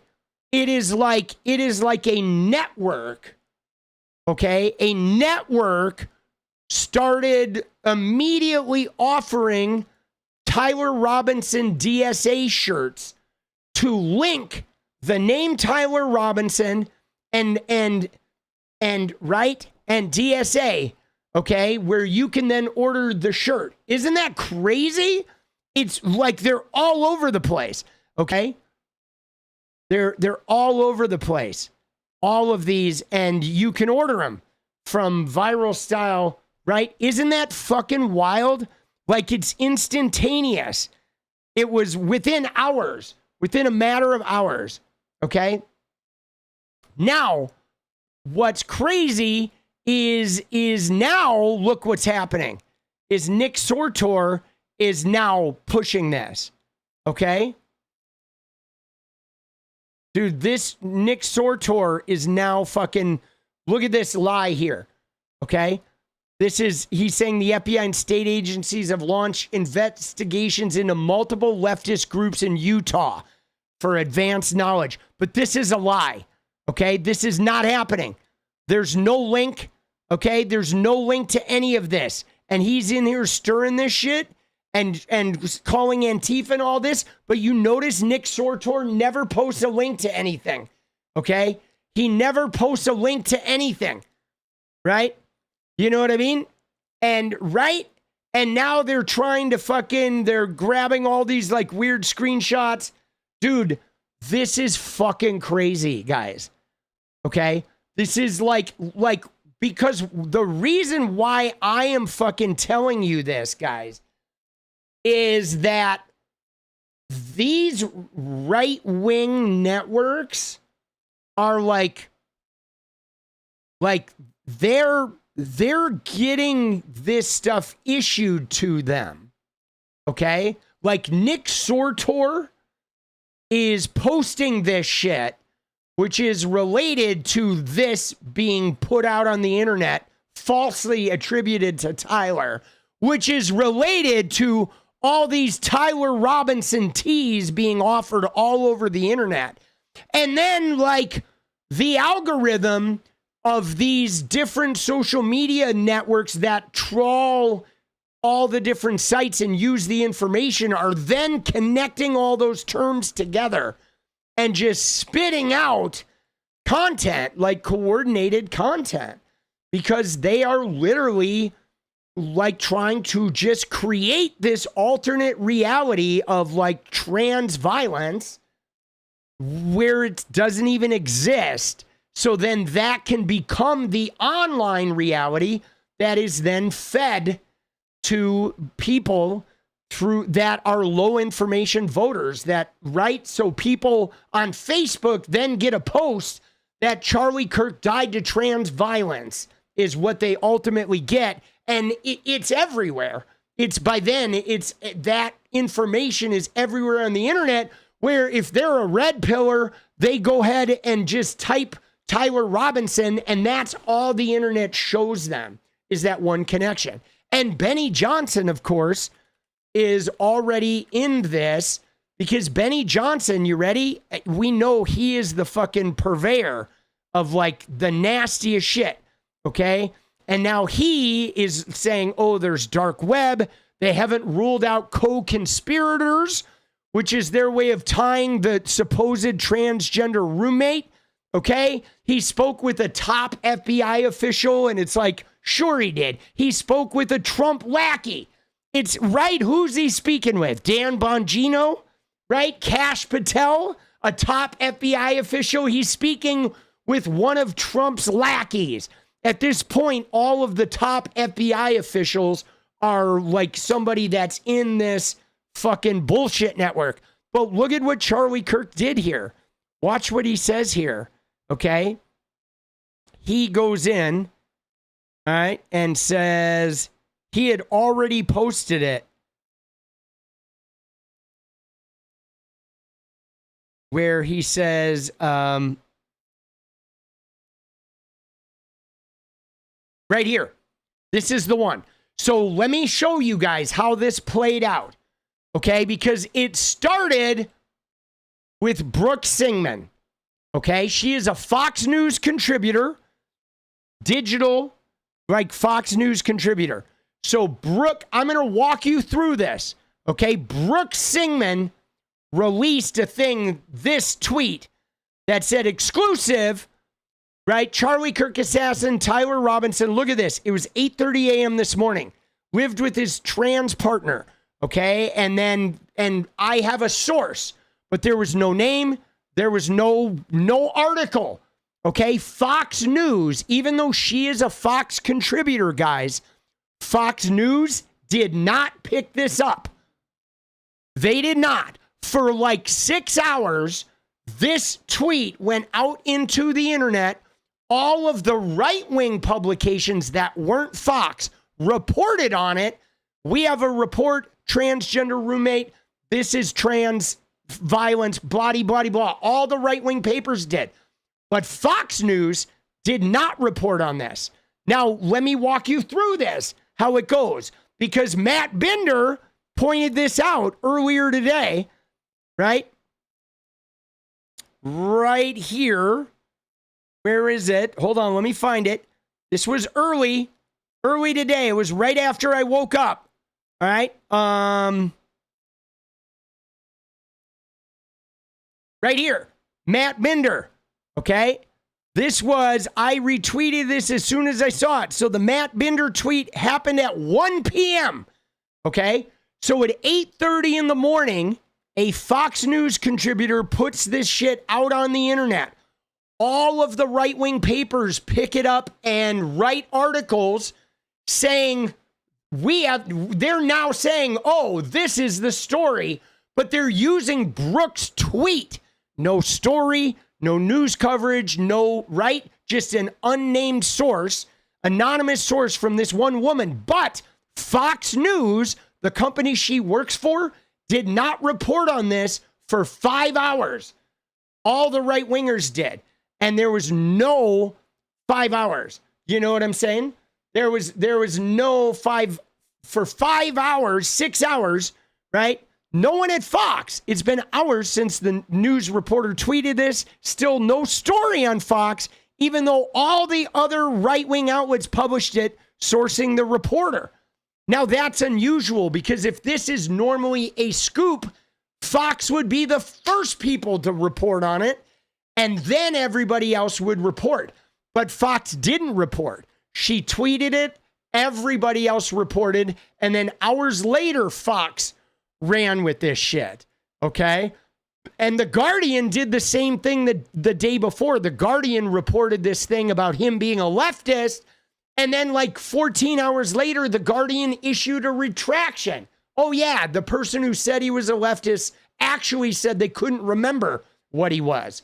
So there's reporting that's happening, but the fact that Fox didn't pick that up is really weird. And now everybody is reporting on this. Now, Benny, okay, what time was this tweet? At 9 a.m. Okay, look at this. So at 8:30 a.m., 8:38, she posts this tweet saying, I have a source. There's no article. Nobody's tweeted. At 9:11, 30 minutes later, okay, not even, well, yeah, 30 minutes later, 33 minutes after she posts this tweet, okay, he says, this is 100% confirmed. No, it wasn't. Charlie Kirk killer, Tyler Robinson had a boyfriend who identified as transgender. He's saying he's dating a trans woman. The trans woman is cooperating with the FBI. Has turned over all electronics and messages. I'm hearing there is much more to come. Yes, this is now officially trans violence. But dude, what the fuck is this, guys? How is this trans violence? Right? If I go out and kill, my girlfriend didn't kill. If I went out and killed somebody, it wouldn't be female violence because I have a girlfriend. That's fucking bullshit. Okay, but now he's calling it there 30 minutes later. Okay, 5 hours. 5 hours later, Fox News hadn't even reported on it. Benny's saying it's confirmed, saying it's trans violence. Why? Because there's a transgender person that lives in the same place as this guy? Huh, that's interesting. So that means Donald Trump was friends with Epstein, so we get to put him in prison with Ghislaine Maxwell, right? Because it's actually like Donald Trump committed Ghislaine's crimes. You see what these fuckers are doing? And it's just rampant. It is like complete misinformation. Now, if you look at it, we don't even know this person is trans. Okay? Right? Because look at this.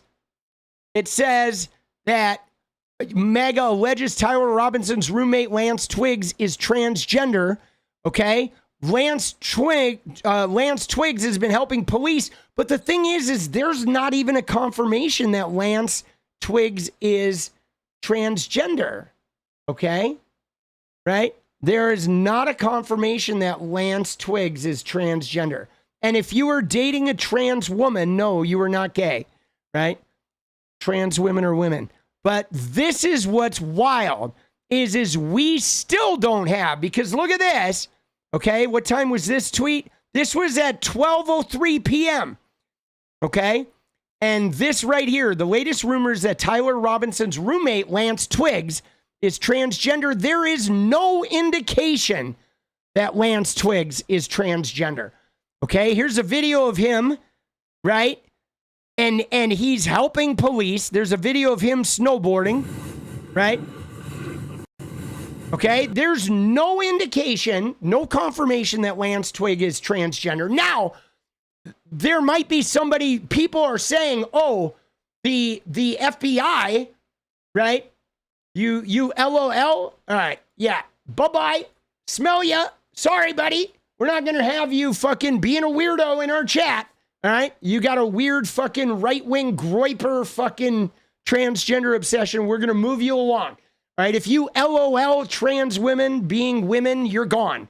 Because I've met trans women. Trust me, they're fucking women. Okay, and I bet you haven't met any trans women, which is why you're being a fucking dickhead. But fuck off. All right. So anyway, the deal is here is, right, is we don't even know this. You know what I'm saying? We don't even know, because the only evidence they have of being transgender is here's what's been happening is A, people on the right wing say this person is transgender because they are like obsessed with trying to like make this a transgender thing. Okay, because they're big on trying to attack the trans community, right? I mean, that's part of their narrative is, right? I mean, that's their whole thing. They want to say transgender people are murderers. They're taking over sports. They're committing violence, this, that, or the other. There's a huge anti-trans, like all of the religious people are freaked out about the transgender thing. That's their main obsession. Now, the other thing, though, is people are saying the FBI has confirmed this person is transgender, but that's not accurate because the FBI is literally Kash Patel, Dan Bongino. They're like, the FBI spokesman is a Trump person.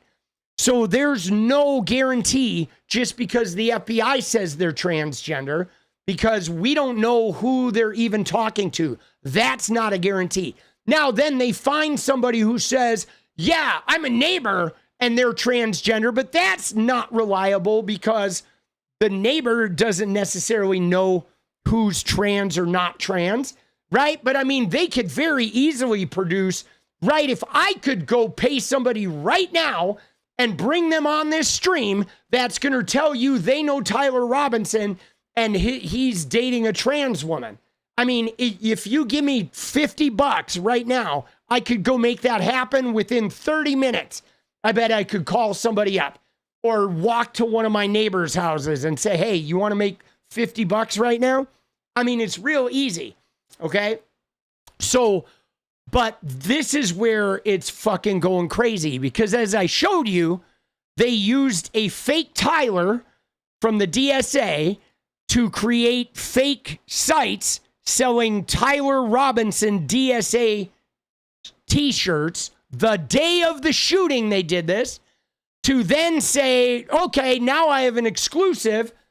There's a transgender person that's a roommate. And then, but her Fox News did not report on this until after all the other magazines reported on it, which is why, because when this turns out to be fake, you can't sue Fox because Fox didn't report on it first. They reported on it after everybody else did, right? Because I'm pretty sure we're going to find out in a day or two that Lance Twiggs is not transgender, right? The only thing they really have, if you look at like Lance from the Surfs,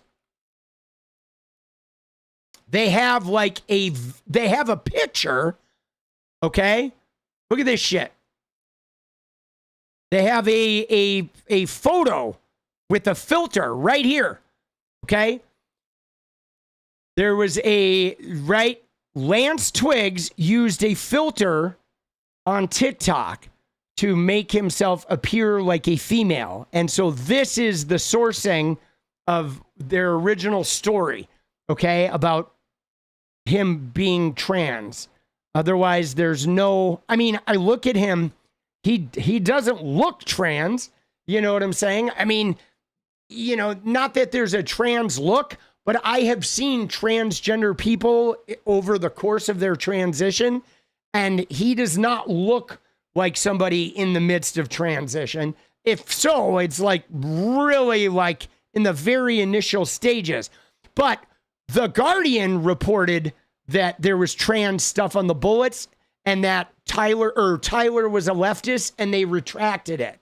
Okay. Then the Wall Street Journal made a claim about transgender bullets, and they retracted it. Okay. Now we have this whole bullshit story that everybody's running about the transgender person. But even so, even if Tyler's dating somebody who is trans, that does not make this a trans crime. But they're all reporting on this shit, okay? And they're all reporting on this shit and fucking with no confirmation, okay? We still don't know it. You know what I mean? Isn't that wild? Isn't that fucking crazy? Now look at this person though. This person is crazy because look at who they have. They have a former senior FBI profiler on who's talking about the ammo in this case, right? Former FBI agent who can't pronounce the word video games, calls them videos, suggests they influenced Charlie Kirk's assassination. What is the video's lifestyle? If someone is on an isolated path to violence, they can be fueled. She's talking about video games, but she can't even pronounce it. Did he isolate himself, and what became really important in terms of what influenced him?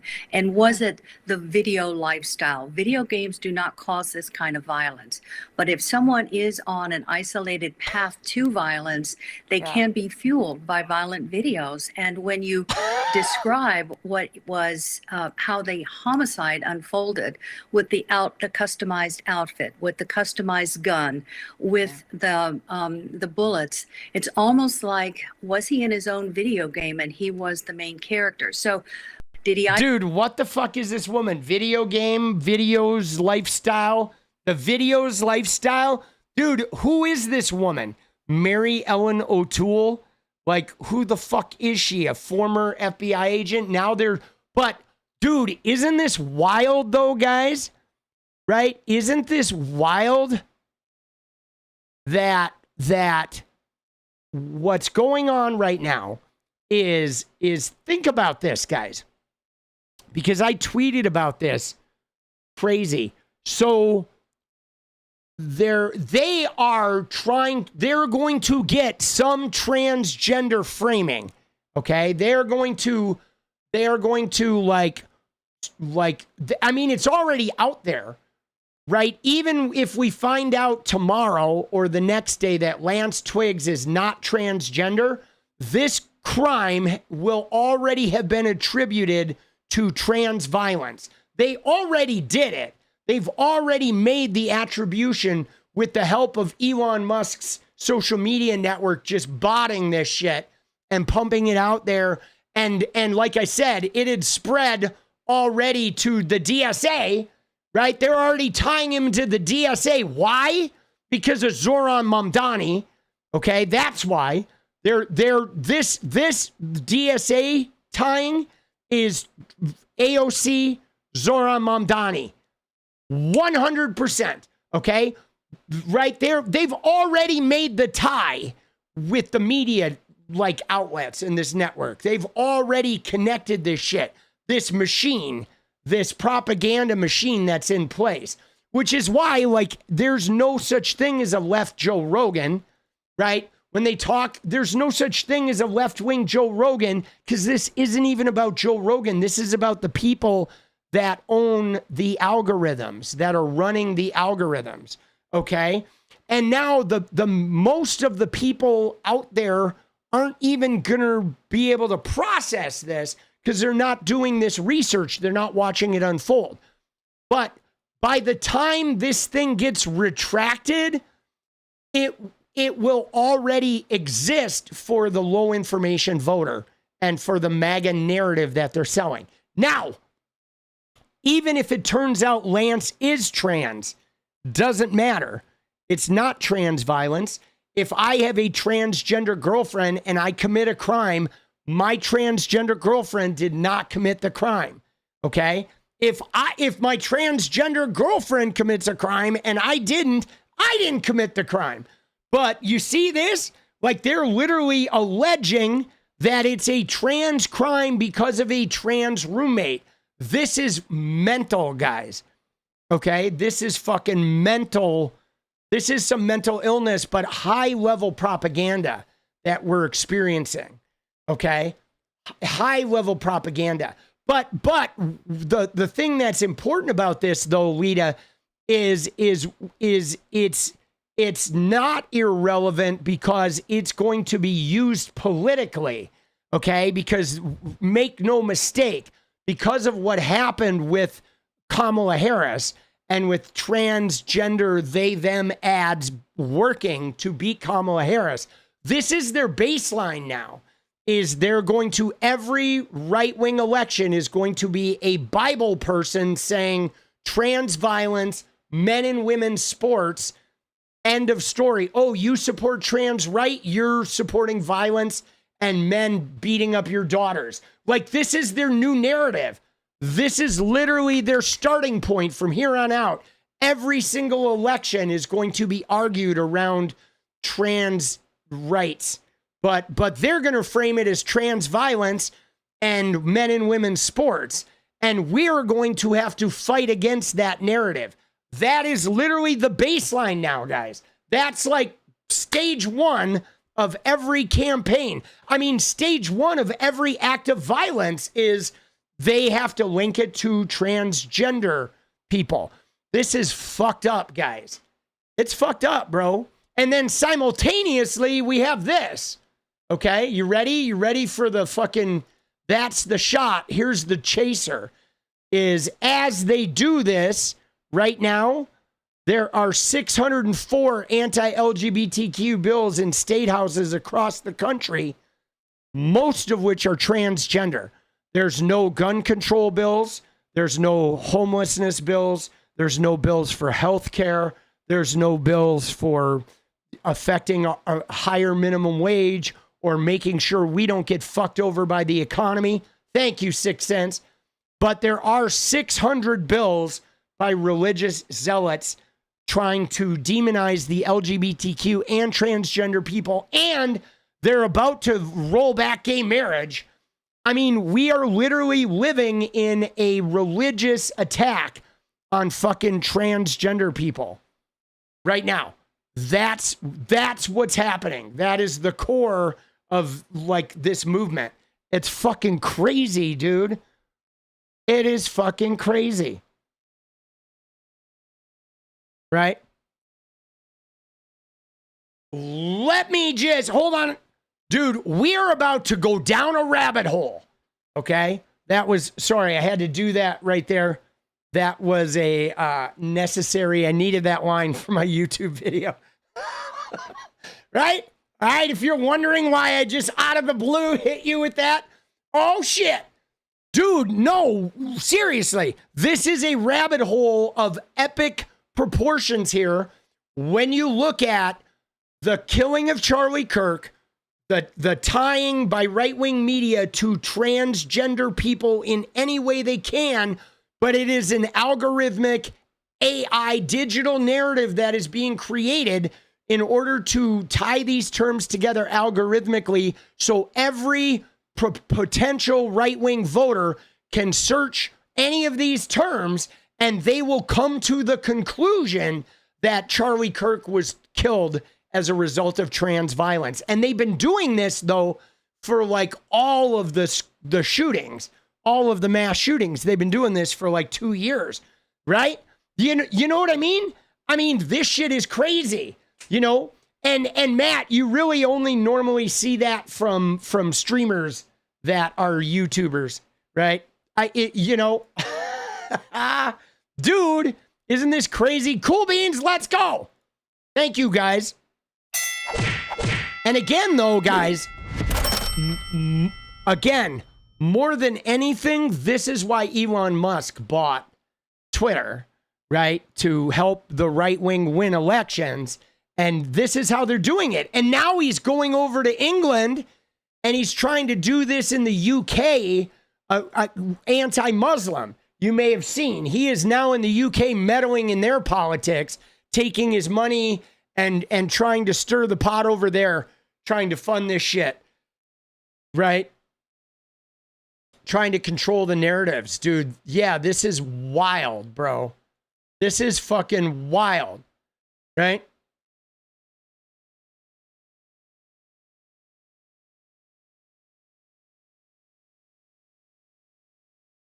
You know what I mean? And then the New York Times article, which came out here, right?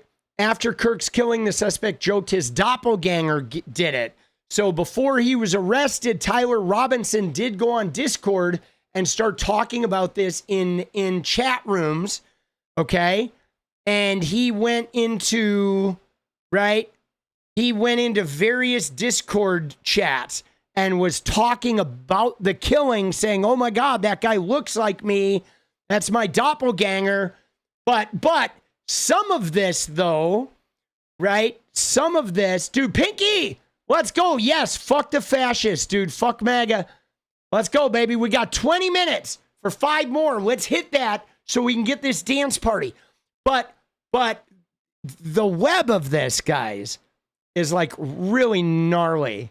You know what I'm saying? Would be nice if we learned how to buy bots and influencers. Yeah, well, the problem with this, Nessa, the thing about this is people know how to buy bots and do it. The problem is money, okay? These operations are like, there are people that are spending millions of dollars. So the problem we face isn't that we don't know how to do this. The problem is most of the billionaires, like the wealthiest people on the planet, are all fucking far right freaks. And what's more, it's not even about like, oh, some organization that's doing it. It's the people that control the algorithms, right? Like Elon Musk controls the Twitter algorithm. So he literally controls an algorithm. And what happens when you Google search, right? Elon Musk controls Twitter. When you Google search information, Google is just picking up Twitter, okay? So by buying Twitter, right? By that happened after I reset it. Thank you, guys. By buying Twitter, Elon Musk is now influencing Google and Bing and, you know, right? I mean, we are deep in the matrix. Dude, let's go. Baby, let's go. Thank you, Clown Prince. So that's what's really fucked up about this is Elon purchasing Twitter now. If he has bot activity, create a large narrative in enough big accounts on Twitter, then those are the frontal Google sites, right? And so like, dude, it's crazy. And you know what I mean? And they're scrubbing everything. So if you put it on Substack, if you post it on Google, you say maybe we shouldn't be on Twitter. It's not just about Twitter, right? And it's not about my Twitter. My Twitter's not scrubbing it. If I leave Twitter, then you won't see my information on Twitter. The only thing you'll see is the right wingers. So I actually believe the opposite argument is true, is people with large followings need to be on Twitter because otherwise the only thing scrubbed by Google is going to be those big right-wing accounts. There's going to be no true information. If everybody left-wing leaves Twitter, all you're going to see on Google is that right-wing shit, right? Like, it's quite the opposite. If all the left-wingers leave Twitter, then Google will become filled with only the right-wing narrative, right? I mean, we need to be on Twitter. We need to be on Substack. We need to be on YouTube. We need to be everywhere, right? You know what I'm saying? Crowdsource? Yeah, I mean, dude, crowdsource. And I'm not sure you're going to be able to come up with like $100 billion, though, crowdsourcing. But by all means, crowdsource. Like, do your thing. Whatever you think you should do, like, I encourage you to do it as long as you're taking the fight, right? Believe me, I'm taking the fight. I'm going to build a massive YouTube political account, and it's going to take me 5-7 years. But you know, by all means, whatever you think is important, crowdsource, Substack, Blue Sky, do it all. You know what I mean? You know what I'm saying? Right? Do it all. But you do have to understand that if you leave Twitter and you are not on another Google feeding algorithmic program, then you will be letting Google become whatever Elon puts out on Twitter. Like, that's the important thing is we have to fight the disinformation on Twitter, or you're going to lose Google too, right? You know what I'm saying? Because Google's a trawler and it trawls Twitter, and so does Bing, so do the other search engines. You know what I'm saying? So there you go, right? Elon's mindset was, I mean, dude, yeah. I mean, Elon is an old school racist. You know what I'm saying? But again, guys, you know, I'm just saying, like, I understand what we're up against, and I understand the feelings of powerlessness. But my thing is you guys, we need to show up.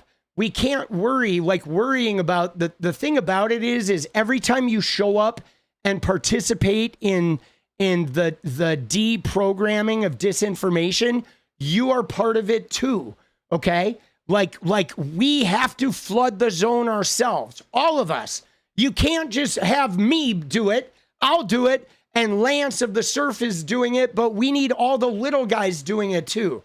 Like, we all have to be participating in flooding the zone and making content on every fucking platform, including the toxic ones.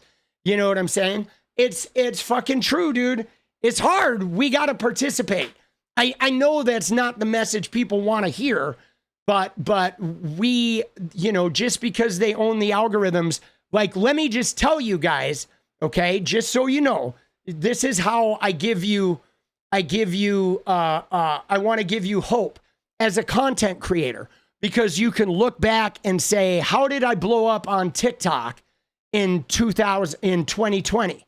And you know how I blew up on TikTok, guys? I spent time on TikTok. I learned the algorithm, and then I applied it to my Fortnite content. And then as I grew, I applied my knowledge of the algorithm other people were using to my own, and I grew. And I am now doing the same thing on YouTube. When you interact with an algorithm, you learn how the algorithm works. If you watch it, the same way that I looked at a bunch of data and I'm telling you a story here that I'm going to make into a YouTube video, all these algorithms, TikTok, Twitter, they're all learnable. You'll notice what the right-wing people use, the phrases they use, and then you can incorporate those phrases into your disinformation breaking, and then you become a part of the algorithm. But we all need to use it and learn it and fucking create with it, right? And then you grow and change the algorithm as well.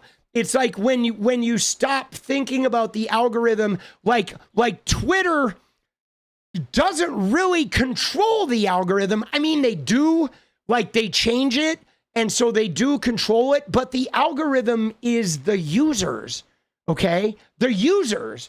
If all the political users start using the same phrases, those phrases become part of the algorithm, which is why, like, you know, the good YouTubers are watching all the successful YouTubers and they're picking things from those YouTubers and then they're morphing it with their own shit that works with their audience. But like, we are the algorithm too, guys. You know what I'm saying? So like, we actually have a little bit of control here. We do. We have a little bit of control. It just doesn't feel like it like we do.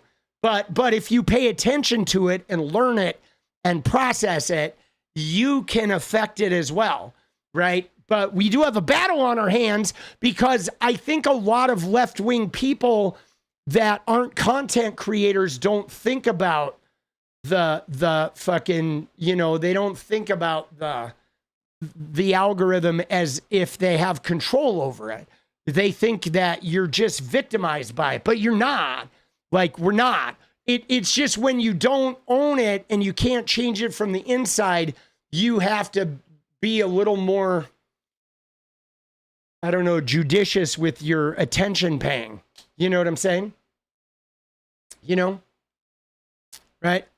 Well, so here's the thing though, Steven, is like you come in here and the first message you ever left is to say to police my speech, I'm removing you, boss. Bye-bye. Right? No offense, but like, I'm not going to remove my little sayings. I have little fucking speech quirks and I'm not going to remove them because you're uncomfortable with them. I'm going to remove you. Because like, dude, I'm a quirky individual, right? I'm not going to police my speech because you don't like it. Fuck off. Fuck off. All right. Later. You know what I'm saying? You know what I mean? You know what I mean? You know what I'm saying? I usually say it in that order. Fuck off. Yeah. There you go. Bye-bye. You know what I mean? You know what I'm saying? You know what I mean? Yeah. Fuck off. Dude. You can tell we're growing though, guys, because we're starting to get these shit-headed trolls. That's how you know you're growing. Can change my behavior?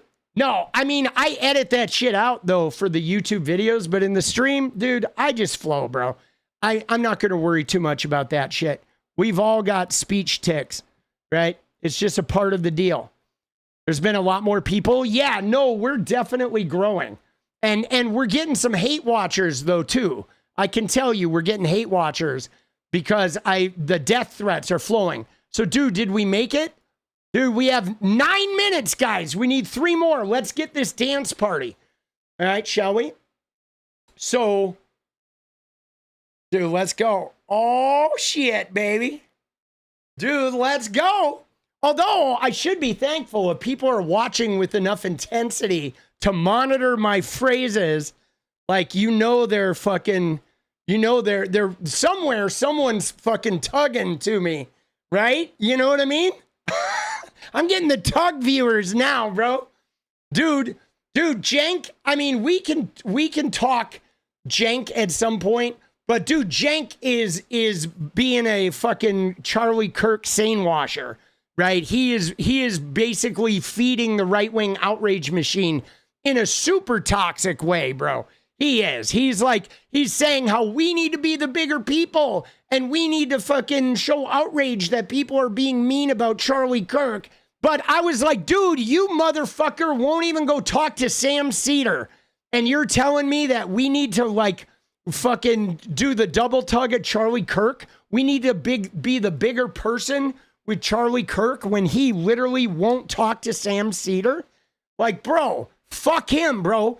Dude, he is like a bona fide like right-wing plant at this point. He is. Now, one thing I do want to talk about is Brian Kilmeade, guys. Right? Edging for the tug viewers. Let's go. Uno mas, baby. And we fucking hit goal, and then we will end with the dance party. And there it is. Dude, Scorpion Kingdom, let's go. Oh. And that deserves a bye-bye Trumpy. Bye-bye happiness.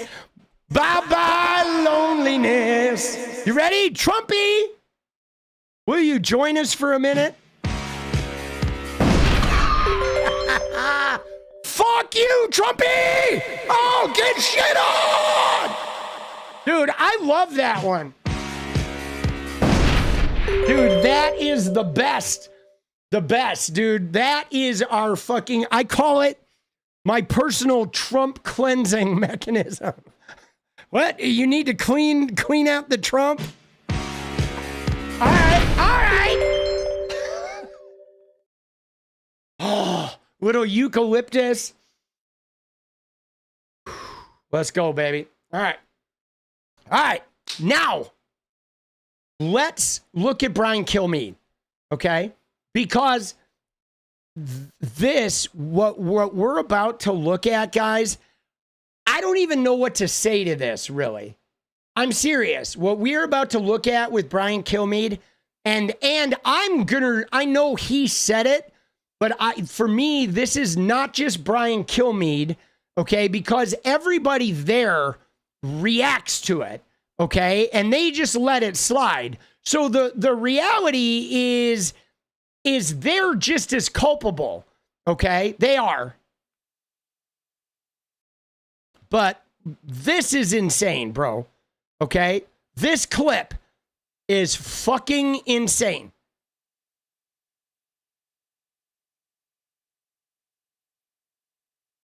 Watch what we're about to see. Now, let me set the stage for this, okay? The stage for this is Trump takes the National Guard, rolls them into D.C. We saw the bulldozers driving over tents and shit. They're like cleaning up the homeless. But again, when they drive over those tents with the bulldozer, like everything that homeless person has is whatever's in that tent. So they're essentially bulldozing and trashing all of the possessions, what few possessions these homeless people have. And then they're basically saying you go to like our treatment program, whatever that is, or jail or whatever, or they move them out of town. But it's like really callous. It's really forced what they're already doing.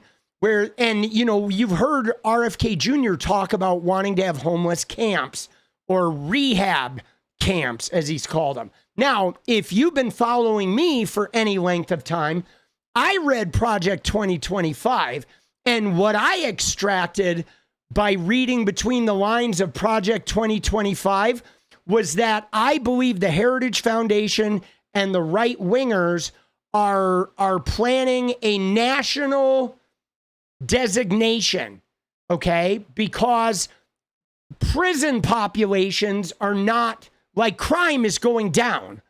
So the prison population is we're losing our prison population.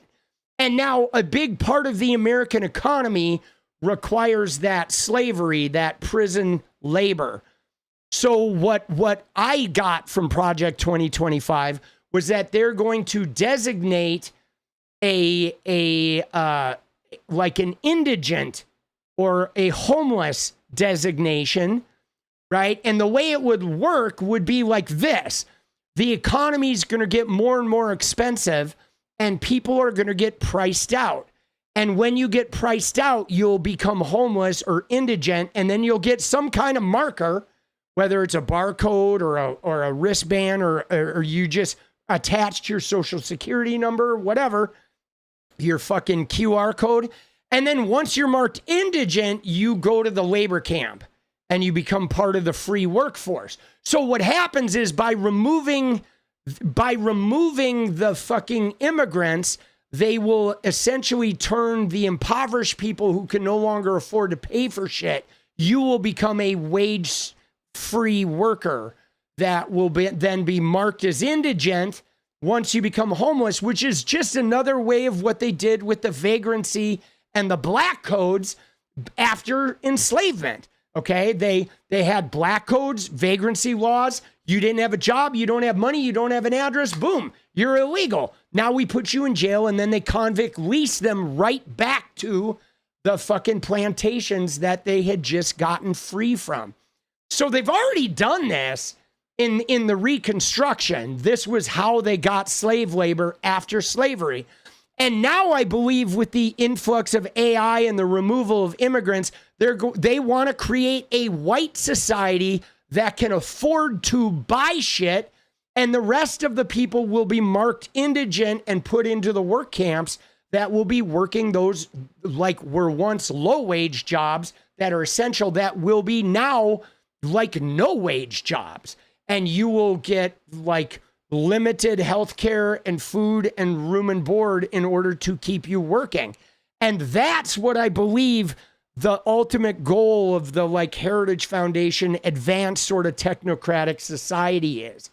And now here's what's crazy is these guys are talking about the brutal North Carolina murder, as they put it. They're talking about the killing of that woman, the horrific killing of that woman by that schizophrenic guy who just was arrested over and over again. And it's not like he was let off from violent crimes. He was schizophrenic, and there's no fucking health care for this guy. He just kept falling through the cracks because what are they going to, right? He's schizophrenic. We're going to send him to life in prison for being schizophrenic. I mean, this is fucked up, bro. The situation we're in. Our judicial system and our healthcare system are not equipped to handle people because we don't want to take people that just have a mental illness and put them in prison for life. But also, we don't have a system set up to actually get them help.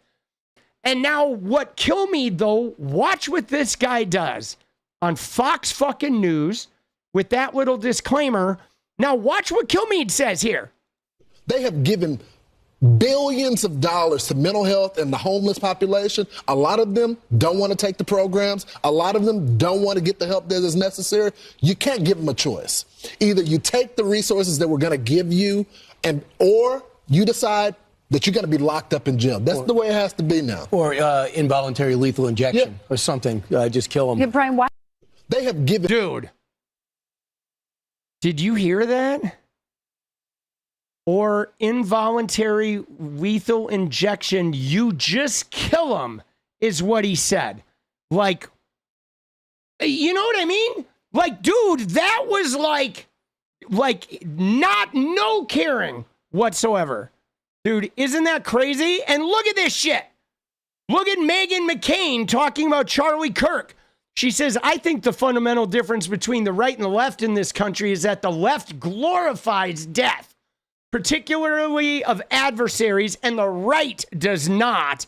And it's not something I think I've really fully faced until Charlie's assassination. And it's petrifying, right? And I'm like, dude, how fucking dumb are you? You're literally glorifying death right here. You love death, dumbass, because she's calling for the death penalty for somebody, right? But then this is going on Fox News. They have given billions of dollars to mental health and the homeless population. A lot of them. Now, one thing I want to pause, and we're going to watch this, okay? Because yeah, they're lying through their teeth. But the thing I want you to notice when we watch this, guys, is I want you to pay attention to the tone, okay? I want you to pay attention to the tone, all right? Because listen to the tone of this black guy and to the tone of 𝗙𝗍𝗻, because this black guy is like, these motherfuckers, these fucking homeless people, these fucking like, no more. You're ungrateful. You're not taking the help we're locking you up. Okay. He fucking hates these homeless people. There's no compassion. There's no like, wow, there's people dying on the fucking streets. Like, we got to get them help. He's like, these ingrateful people. We've wasted so much money on them. We need to lock them up. And then 𝗙𝗍𝗻 over here decides to one up it and be like, no, man, we just need to kill them. All right. And then like, let me see if I can find the longer clip, because there is a longer clip where you kind of see them afterwards where they sort of agree with him. I guess the 27-second one, like they say like, oh, yeah. All right. billions of dollars to mental health and the homeless population. A lot of them don't want to take the programs. A lot of them don't want to get the help that is necessary. You can't give them a choice. Either you take the resources that we're going to give you, or you decide that you're going to be locked up in jail. That's the way it has to be now. Or involuntary lethal injection or something. Just kill them. Yeah, Brian, why did it have to get to this point? Right. I would say this. We're not voting for the right people. In North Carolina, wake up. Dude, Billion. or voluntary injection, you just kill them callously. And then she's like, yeah, Brian, how did it get to this point? Like, right? Like, as though, like, how did it get to the point where we have to be bothered with just assassinating a bunch of homeless people? Dude, what the fuck is that? And they're not getting fired, guys. If you say something about Charlie Kirk, I'm telling you right now, guys, if I had a job that they could get me fired from, I would be fired already for saying, you know, I'm not going to mourn Charlie Kirk because he was a fucking racist, misogynist, transphobic piece of shit. They can't fire me because I don't work for anybody, okay? They can't get me fired, but, right? And they can't get me kicked out of my house because I own my house and it's fucking paid off. So they can fucking bite a knob, right? They have there's nothing they can do to like take anything away from me. But if you say something bad about Charlie Kirk, they're going to get you fired. But if they say, yeah, let's just kill the homeless people, and they're like, oh man, how did the homeless people cause us to get here? They're not getting fired. Like, I think these people need to get fired, okay? Like 𝗙𝗍𝗏, he needs to get fired. Who the fuck says that? Right? And then on top of that, Meghan McCain has the gall, and all these Charlie Kirk people have the gall to tell us, like, we're the ones who glorify death. And like, no, we don't glorify death, right? But this guy is like, he is like numb. He thinks death should be handed out like parking tickets to the homeless, right? Oh yeah. The way he said that, euthanize him or just kill him, is what he said. Just kill him. Dude, this is who the Republicans are, guys. This is who MAGA is. If they don't like you, if they find you disposable, if they find you troublesome and problematic, just kill them. Now, if they're going to do that to the homeless, like, why wouldn't they do it to trans people? Or gay people, or immigrants, or Democrats? I mean, dude, why? There's no difference than if they were talking about Democrats and he said, yeah, we should just give them a lethal injection. Just kill them. There's no difference. There's no fucking difference. He may as well, right? There's nothing preventing them from crossing that line. What would prevent them?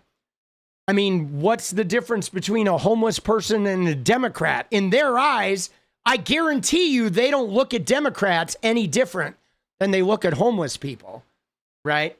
And yeah, he should get fired. So I suggest all of you, like, go to Fox News on their website and fucking complain about this shit. Flood the zone. Tweet about this shit. Demand his firing. Tag Fox. We all need to be doing this. All of this. Get everybody you know to do this. Spread this piece of content around everywhere.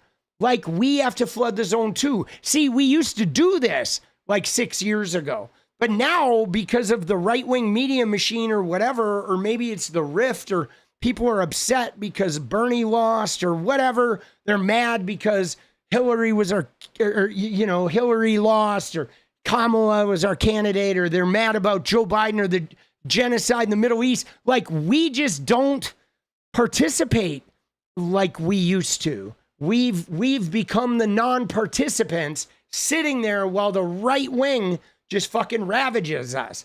So my plea to you guys is we gotta get back involved and participate in. And yeah, none of them said anything. I mean, dude, that's so toxic. And like, you know what I mean? Like, that is fucking toxic, bro. But anyway, now it's time for the dance party. We got to get edit mode going, so I got to go make some videos. All right.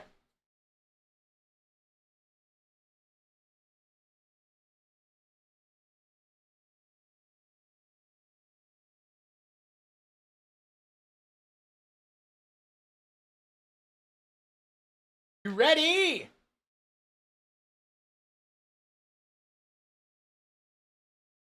Let's go, let's go, let's go, let's go, let's go.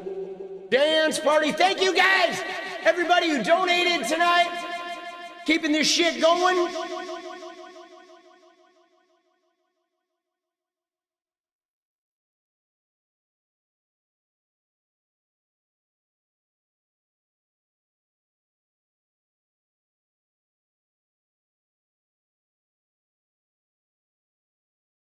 Gonna be dancing to our favorite little fucking Stefan Karlin, our favorite Swedish performer.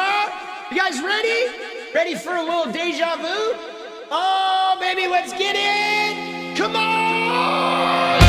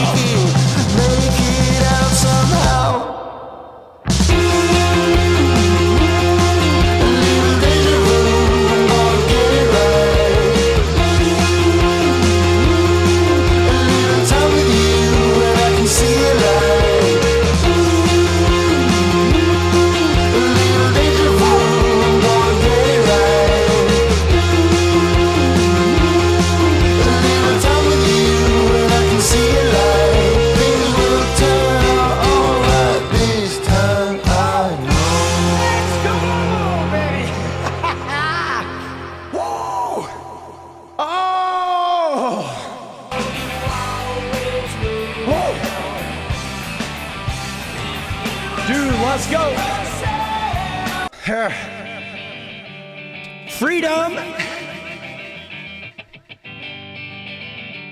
Freedom. Come on.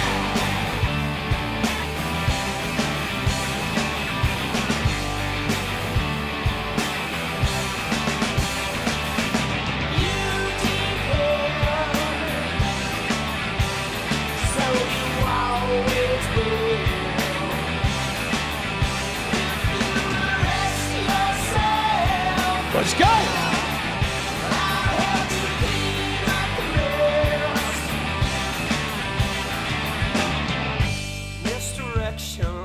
Dude, let's go! Yeah, dude, I saw that, was talking to them during the dance, bro. Don't worry, guys, if you ever gift during the dance, I will always go back and look at it. I guarantee it. But you see, it's already got the likes.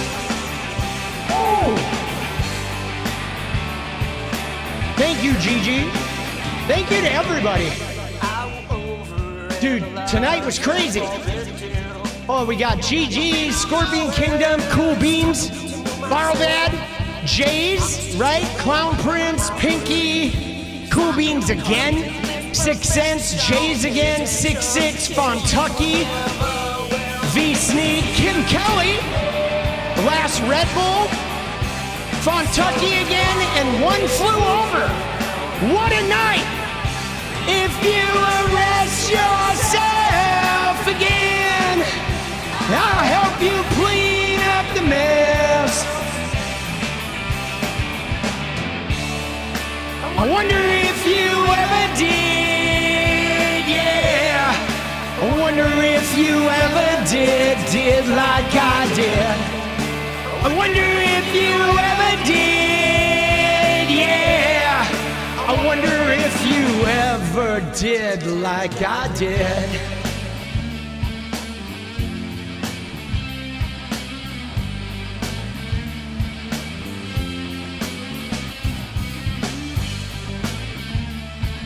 Dude, Shredder, I don't see one, boss, from you. You're not in there, bro.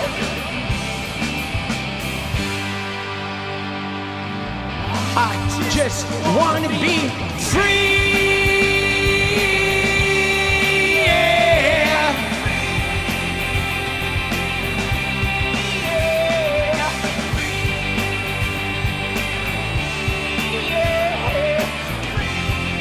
Yeah. All right. I'm going to go. I got videos to make, baby. Thank you. Thank you very much, guys. I'll see you tomorrow. All right?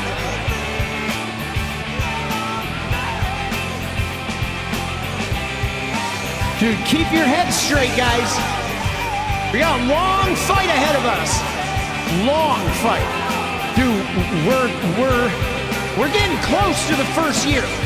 But it's gonna, I mean, dude, by the time we get to fucking 2028, we're gonna be beat up. But goddamn, bro, we gotta win. We gotta win convincingly the House in 2026, or we're gonna be fucked. I'll see you guys tomorrow, all right? Love you guys. Be good. Take care of that head. Good night. Let's go. Woo! Freedom.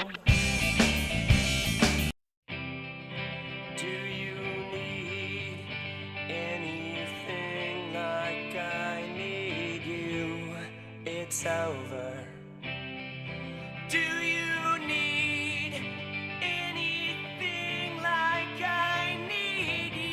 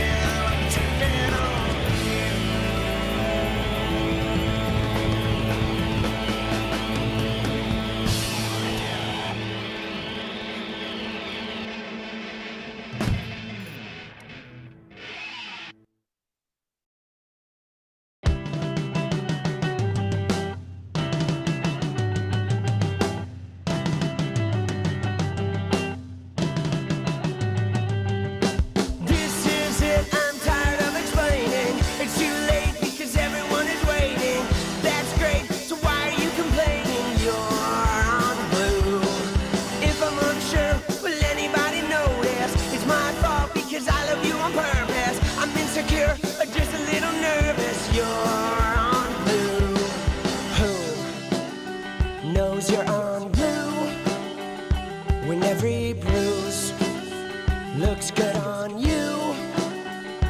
Tell me who knows you're on blue when every bruise looks good on you. You found out that nobody is perfect, and you doubt that anything is worth it. Look around, the world is a circus, you're on blue. So provoking, I forgot to mention, are you joking? I need some attention, and nothing's working, so change your direction. You're on blue. Who knows you're on blue when every bruise looks good on you? Tell me who knows you're on blue when every bruise looks good on you. Why won't you hold my hand? Are you gonna deny this? Do the best you can. I haven't got a plan, but I'm gonna survive this. That's just who I am.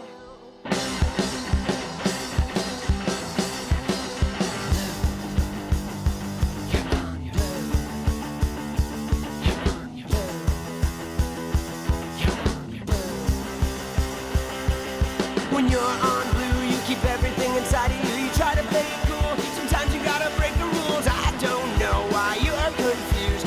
All you need is a little bit of attitude. Yeah. This is it. I'm tired of explaining. It's too late because everyone is waiting. That's great. So why are you complaining? You're on blue. If I'm unsure, will anybody notice? It's my fault because I love you on purpose. I'm insecure or just a little nervous. You're on blue. Yeah. Yeah, yeah. Hey, hey, hey. Starting to enjoy the view. I'm all about the attitude.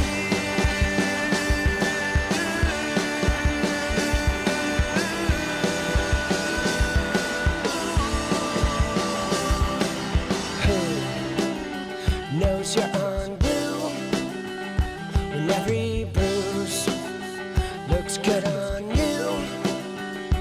Tell me who knows you're on blue when every bruise looks good on you.